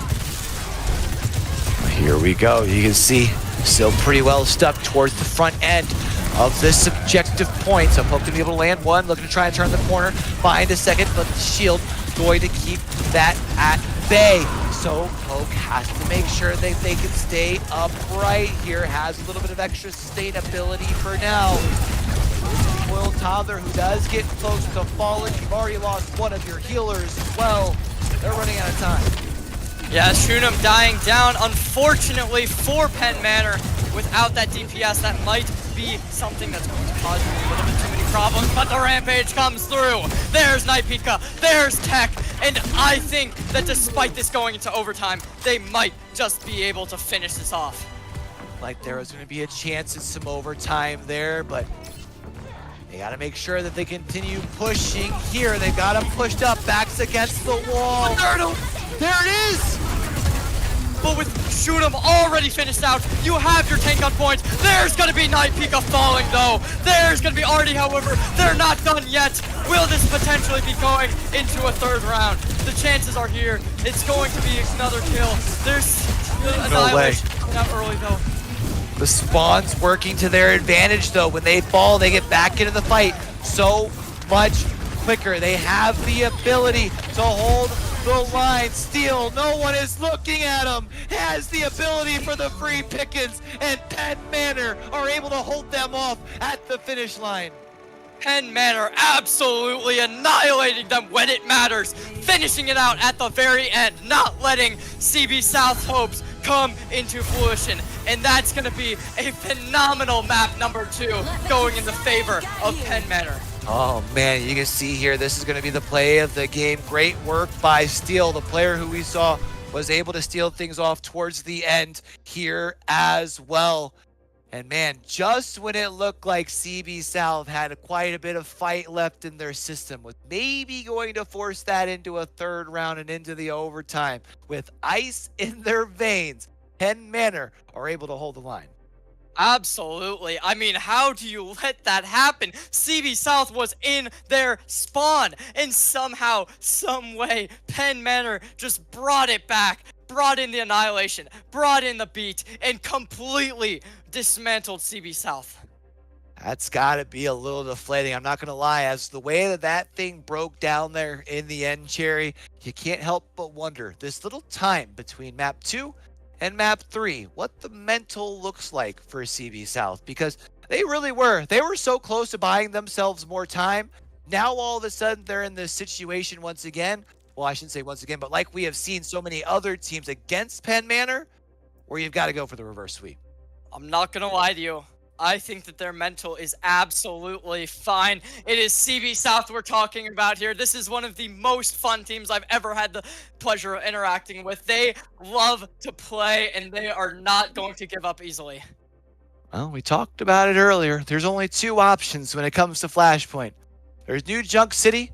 We ain't going there. We're going to Servasa. We're going to see if this might be the map where CB South has the ability to hit a 180. And maybe a 180 isn't necessarily fair because they did really show a lot of fight into that last map. But when it comes to the results, they definitely need a 180 because you can no longer afford any more room for mistakes. You've got to play perfect Overwatch, and you've got to do it for 3 maps. Absolutely, and we're going in, and we're going in now. This is it. I mean, you need to be able to take it. CB South, this is where they make their stand. If they can do it, they need to go for that whole 3 maps in a row. We'll see if they're able to do it, though. All right, there's no more time to talk about it here, Cherry. It's only time to be about it. And over on the side of CB South, they've got to be about it for the entirety of this next map. It feels like to me the minute that you give this squad a point on Flashpoint, that's all they need to have the confidence to know that they could take 3. Yeah, absolutely. And with the gates opening, we have our compositions coming out immediately. Nobody's playing around here. They're sticking with these picks. Echo, Sojourn, that's what we've been seeing all day long. Maybe you see the Tracer, but Boyle Toddler is not having it today. He wants to win this, and he wants to win this now. Tech playing that Mauga, something that we haven't seen him on, but we'll see if he's going to be able to bring this to 3-0. We got to talk to Shunem there very briefly after they won that semifinal matchup, and they said that they knew that the perfect season was a possibility. They wanted to see if they could take it the distance and close things off. And they are now just 1 map away here. Attack on, or so this is a push forward on Flashpoint for them is going to be big because they've already gotten things started just a little bit. They've gotten the first control. And for me, I think once they get 1, they're going to get 3. Yeah, absolutely. This is exactly where you need to bring it back here if you are CB South. You lost the first fight, but that was mostly due to Sopoke dying early. You still can bring it back here. If you just play as a team, don't let him go off on his own. You are fantastic.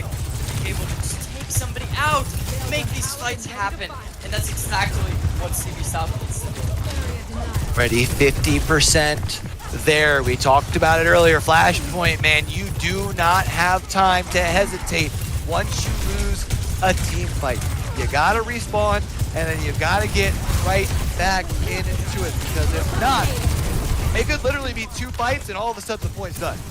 Yeah, unfortunately though, CB South is still getting decimated with Sopoke dying early again. Boyle Toddler as well. There's gonna be the jump in by the Mauga, and that's gonna be it with everyone dead. No kills coming out for CB South. They are having such a rough map number 3 here, with the first point already going in the favor of Penn Manor.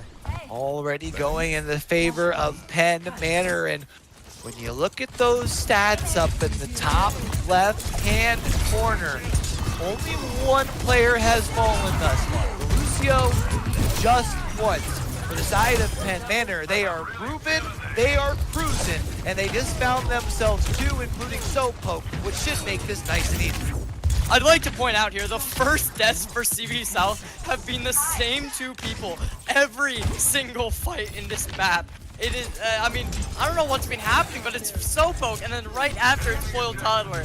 I mean, I think Penn Manor just has them figured out.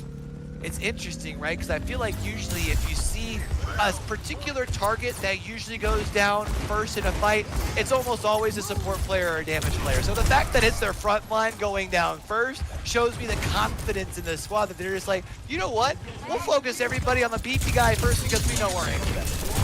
Yeah, I mean, it is your Chunker Queen, who is a very good target to focus early compared to the other tanks. There's going to be the cage fight coming in early. Beat is also here. Boyle Toddler getting completely together. taking out his copy. There's going to be tech falling down. Unfortunately for Penn Manor, without that tank, they might get taken down. However, Shunem has other plans, finding Foil Toddler. Knife Peak is going to get taken out, but there's the other two players of CB South. Unfortunately, Sopoke is still here, and he's going to try to make something happen, but with the deflect, it's going to be difficult. Thanatos is joining him here, but there's going to be the kill, and they're going to try and make something happen, but the point still hasn't flipped. Point still hasn't flipped, despite the fact that even at one point they were playing without a front line, still able to keep the pressure, still able to keep the tally, and now at this point, it's 8% left. And you got the Jumping Queen on the point, trying to be a menace as far as for now. Mauga getting relatively low on the health for a moment, but Tech always finds a way to stay alive here. Both teams trying to find a way to scratch and claw, in particular in CB South, who has not found any way as far as success. And a second point now for Penn Manor. They are 1 point away from being crowned the state champions. Yeah, I mean, I could not have seen that fight even going towards CB South at all. They both use Kitsune rushes, but with Shunem having the Dragon Blade, you just can't beat it. And, I mean, right now, you need to change something here, because you're down 2 points. It hasn't been very close, but, I mean, I know in my heart that if anyone's going to be able to do it, it's going to be CB South. South now going to have the biggest of mountains to climb, but I guess if you're gonna pull off the reverse sweep, you might as well pull off the double reverse sweep. The one here on Flashpoint and able to get the first map of what would need to be 3 in the reverse sweep of the series. The problem though, Penn Manor already have control of point number 3, and this first fight seems to be in their control as well. Yeah, Foil Toddler swapping it over to the Genji here. There's going to be the overclock already being pulled out. Beat as well is getting utilized. The ult stacks are coming in. Both teams dropping the beat. But with Penn Manor going against 2 ults, they're going to be having such an advantage in there. Sopo going to be able to find out Night because that's such a necessary kill. You need to be able to find these, and you need to find them out early. But nobody else is dying. You need to be killing people through CB South. They're just letting Penn Manor regain their ults. Sopo has the rampage, but he can't use it. And the fight's going to go in the favor of Penn Manor. And the Manor showing that it does not matter. They continue to find the openings. And 70% means literally one last fight if you're CB South. All the chips have to be put onto the table. You've got to go all in, and you've got to find the success here and now. Yeah, but the question is, will they even get the touch? They have the rampage to do it. There's going to be the command shout coming out early. This is what you need. This is where you need to make it happen. But the cage fights here, and Sopo goes down early. Sopo's going to go down. The cage still going to be up. Nobody else around to be able to put the pressure. And there it is. 3 straight points here on Flashpoint. It is going to be Penn Manor who have been able to prove their dominance. And just like that great Drake track from 2013, able to go back to back. Yeah, I mean, unfortunately for CB South, after such a great year, only losing to Penn Manor in the season, like, this has been a fantastic time for them. And, I mean, CB South, they hate to have that happen to them, but Penn Manor is just so good. They have not lost a single map all year, and they did not want to change it. All right, so now we have the tough part here, Cherry. You and we've got to figure out an MVP from that last game. I mean, I feel like everyone was doing a really good job as far as into their role. I'm going to give you my ideas, and then you let me know what you think. I think it's either got to be led to either Shunem, who does a great job on really finding those openings for the rest of the squad, or I think it might have to go to Tech. What's your thought? Honestly, I have to disagree with both of those. Okay. I think that out of everyone in this lobby, Boiled Toddler carried his team so hard, finding opening pick after opening pick on Hollywood. On that third map, he was getting his copies. He was trying to get the plays, and that's exactly what you need your DPS to be doing. But, I mean, if we're picking somebody from the winning team, Shunem easily gets the MVP. Yeah, I think it's got to go towards Shunem. Was able to find the openings, and the good news is it's a little bit of extra scratch in their pocket as well. 250, I think it is, or something like that. So you know what? That's if it's free money, it's for me. You know what I'm saying? I get to play some video games and earn a little bit of extra scratch here as well. So big congratulations out to Penn Manor for sure. But you know what? You talked about Shunem, the MVP. So how about we chat with them real quick and see how it feels to be able to call themselves a state champion. I think we've got Shunem right here, so we'll go ahead and bring them on in to chat with them and swap places here with Cherry J if we can, just real quick, since we got Shunem here for us. Come on in, Shunem. Let's go ahead and get these taken care of. I know we already chatted once. Well, technically, we've chatted a couple times because you filled in with us on that second desk. But tell me, man, you guys just went in there. I don't know if I expected a sweep. I know you said you guys are trying to keep the perfect season going, but how does it feel to be able to say that you have gone back to back? It's great. It's great. First Overwatch team at PIEA to go back to back. It's a great feeling. I'm super proud of the team. I'm super proud of everybody, my coaches. We all put in so much work. This means a lot to everyone. This is what our goal, and I'm so glad we achieved it. 2 seniors, right? So this is their last competition, and they are going to be able to say that they are 2-time champions. And not just 2-time champions. Y'all lost what? 1 series in the last 2 years or something crazy like that. Haven't dropped one all year long. Let's walk through that last series just a little bit though, because it seemed like in the first map, a little bit of a fight, but then after that, y'all just had all of the control. Was it just something where once you started to see the successes coming across, everyone kind of gets up on their feet knowing that y'all are right there on the finish line? Or were there some adjustments that needed to be made? Well, we know exactly what they were going to do. We watched their map previously. We picked the same map. We know their weaknesses, and we've played them countless times before, and we've never dropped the map to them, and we didn't plan to drop a map today. We got our momentum on the first point. We struggled. I think we lost the first fight just for a second, but everybody realized that this is it. This is it. We need to win. This is our seniors last year, so we really just locked in. I can't say much else. We all put our heads down, played the best we can play, and the results came in.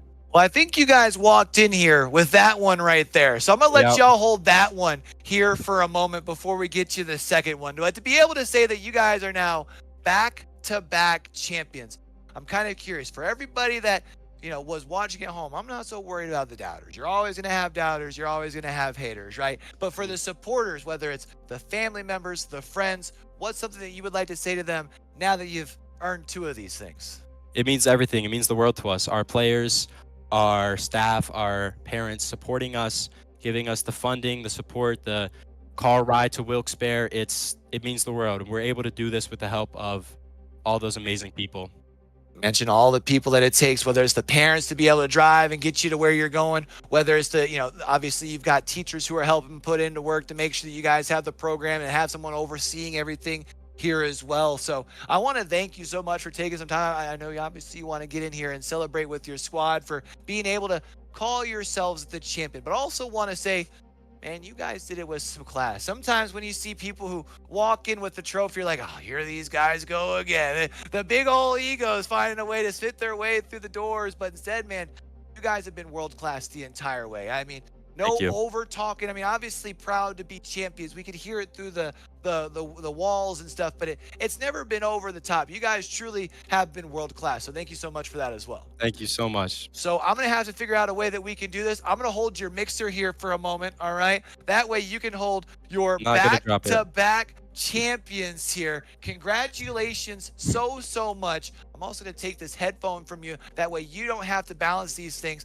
I'm going to let you go ahead and hang out with your rest of your teammates here, and you guys enjoy. All right. Guys, that is going to be doing it as far as us here today from Wilkes University, man. But this isn't it for our spring championship. We still have a whole nother day tomorrow. Now, of course, if you are an Overwatch fan, that is, do it as far as for our Overwatch for the year. Talked with the directors earlier. We got some big announcements. So if you're an Overwatch only fan, make sure you're sticking tuned over on social medias as well as YouTube for some exciting announcements. If you're just an esports fan, if you're an esports junkie like me, we're only halfway there, man. We've got some more stuff tomorrow. We have ourselves some Super Smash Bros. We have individuals, as well as we also have the teams as well. So should be a lot of fun here. So make sure you guys are keeping an eye out for that. I think we're starting around the same time here. I believe it is 11 o'clock tomorrow. And I do want to confirm with one thing. I think I had heard something in my ear. Did I hear another interview? Is that correct? All right, so we are going to have ourselves another interview, so make sure that you are hanging tight for that here. But again, while we do have a moment, I wanted to just thank all of the teachers and staff really across all of our schools here at PIEA, as far as also with the Esports company. 2 different leagues here in the state of Pennsylvania. Each and every school does require some attention, whether it be, from a volunteer, from a teacher or someone like that, to make sure that these kids have the opportunity. And this is what it's all about, man. We get together, everybody that you've heard from today has talked about, the environment and how much it is really kind of building up the positivity and things like that there. So make sure that we always keep in mind that that is what's most important when it comes to esports here. I do believe we still got one more interview coming on in here. We're going to be chatting with, it looks like a couple of players from CB. So South, so congratulations. What up, guys? What up? Obviously, I'm sure you guys would have preferred that we got to be able to chat with you guys hoisting the trophy. But I do got to say, man, y'all still put on a heck of a show. To be able to say that you're top 2 in the state at what you do is absolutely awesome. But I also feel like I'm talking to 2 people who nobody knows because I haven't asked your name. What's you guys' name? So my name's Peter. I'm Thanatos in the game. Okay. Good. My name's Noah. I'm Sopoke. All right, so Sopoke. All right, so we've got 2 of our players here. I got to ask, what's the journey been like this year? I mean, basically sitting at the top behind these guys, but it seemed like nobody else was really able to stand with you. What was it like to continue to make sure that you pushed forward and got better each and every week? Yeah, so we started out with a tournament win in PIEA Fall Brawl. That was awesome, but Penn Manor wasn't playing in that, so that was kind of a given for us. We beat Garnet Valley in the grand finals. Hopefully some of you guys are watching. I hope you see where we are now, by the way. But then the regular season was a lot of fun. We really improved as a team. Like, we went in, Braden and Christian already had no experience on Overwatch whatsoever. And they came in, they did a really good job because, Christian's a Valorant player, so he could play the hit scan role. Braden picked up Kiriko really well, and I didn't even play Lucio before the season even started. So it's been a wild ride. The regular season, only 2 maps we dropped were at Penn Manor. So, coming in, we're really not that mad at the loss, but the journey's been fantastic. We really grew as friends, as a team. It's been a great time. I love that. Talking about how it really is more important about the journey than the destination sometimes. So I'm kind of curious. You guys took the win in the Fall Brawl. The only losses that we took thus far has been to Penn Manor. How many students are you guys going to have coming back for the roster next season? Well, Boiled Toddler, Thanatos, and Soappoke, we're all graduating.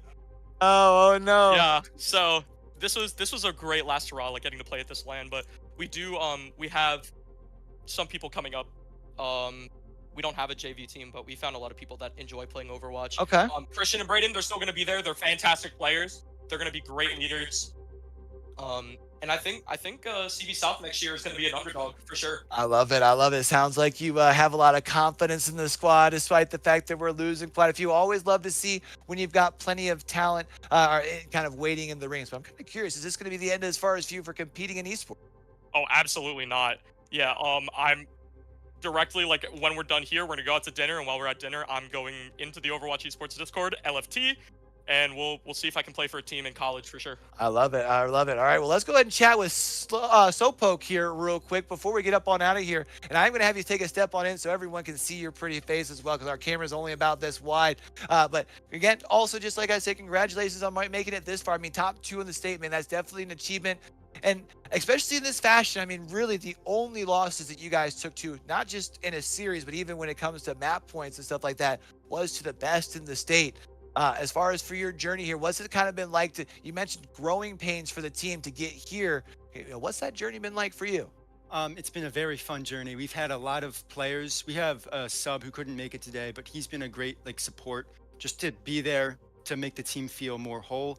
And we had a player a couple of weeks ago named PJ. Again, he unfortunately couldn't make it, but he was also a great unit in our team, and he helped us push through, and it was a phenomenal season. I loved the whole thing. I love one of the big things that we seem to keep hearing from players is the team environment and kind of all the things that you love about regular sports, you can find in esports as well. You know, you might not necessarily be going out and tackling people or putting a ball into, net or anything like that. But everything else, it requires the teamwork, being able to be a part of something special, being a part of playing your role. I was kind of curious for you, obviously, as the tank, playing your role sometimes just means, hey, I got to go in there and do the best I can. I can't worry about nobody else behind me because I just have to make some space. Against a team like this where the space just doesn't seem to be there, how do you keep that same motivation to keep your head up and continue to play that role? Every fight is a new opportunity to win. And especially in certain situations where like you got something going, it feels really good when you just slowly see people fall down one by one, and you're going to win that team fight. Love to see the dominoes start to fall. It's kind of like anything in life. Once all the hard work starts to pay off and you see the fruits of your labor, it definitely feels very, very good. So I would also like to end it with the same sort of question. Is this going to be the end that we see from you when it comes to competing in esports? Definitely not. I got a scholarship for Arcadia University, and I'm going to be playing Overwatch for them in the fall. I love it. I love it. Well, congratulations, man. Congratulations. Before we get the two of y'all out of here, is there anything else that you guys would like to say for the CB South fans that are maybe watching from home? Go Titans! Go Titans! Oh yeah, one more thing. I'll bring you in since you're chatting because I think you're out of scene here real quick. I'll bring you right over here. Yep. Shout out Lil Pothole. We know you're watching. We love you. Please keep making music. All right, I love it. Another rapper shout out here. Well, I do believe that's going to do it for us here at Wilkes University. As far as for today, like I said, we have plenty more action tomorrow for Super Smash Brothers. Big congratulations to our champions, Penn Manor, and of course our runners up here as well from CB South. And if it's your first time through and you haven't already done so, make sure you hit the follow button so we can catch y'all back for some more esports. Turn those notifications on till we do catch y'all back over here for the next one, man. Don't forget, with everything crazy going on in the world today, be true, be you, be sincere, game hard and love hard. All right, y'all? It's your boy Q from the rest of the crew, from the front to the back. Y'all have a great rest of your week. Peace.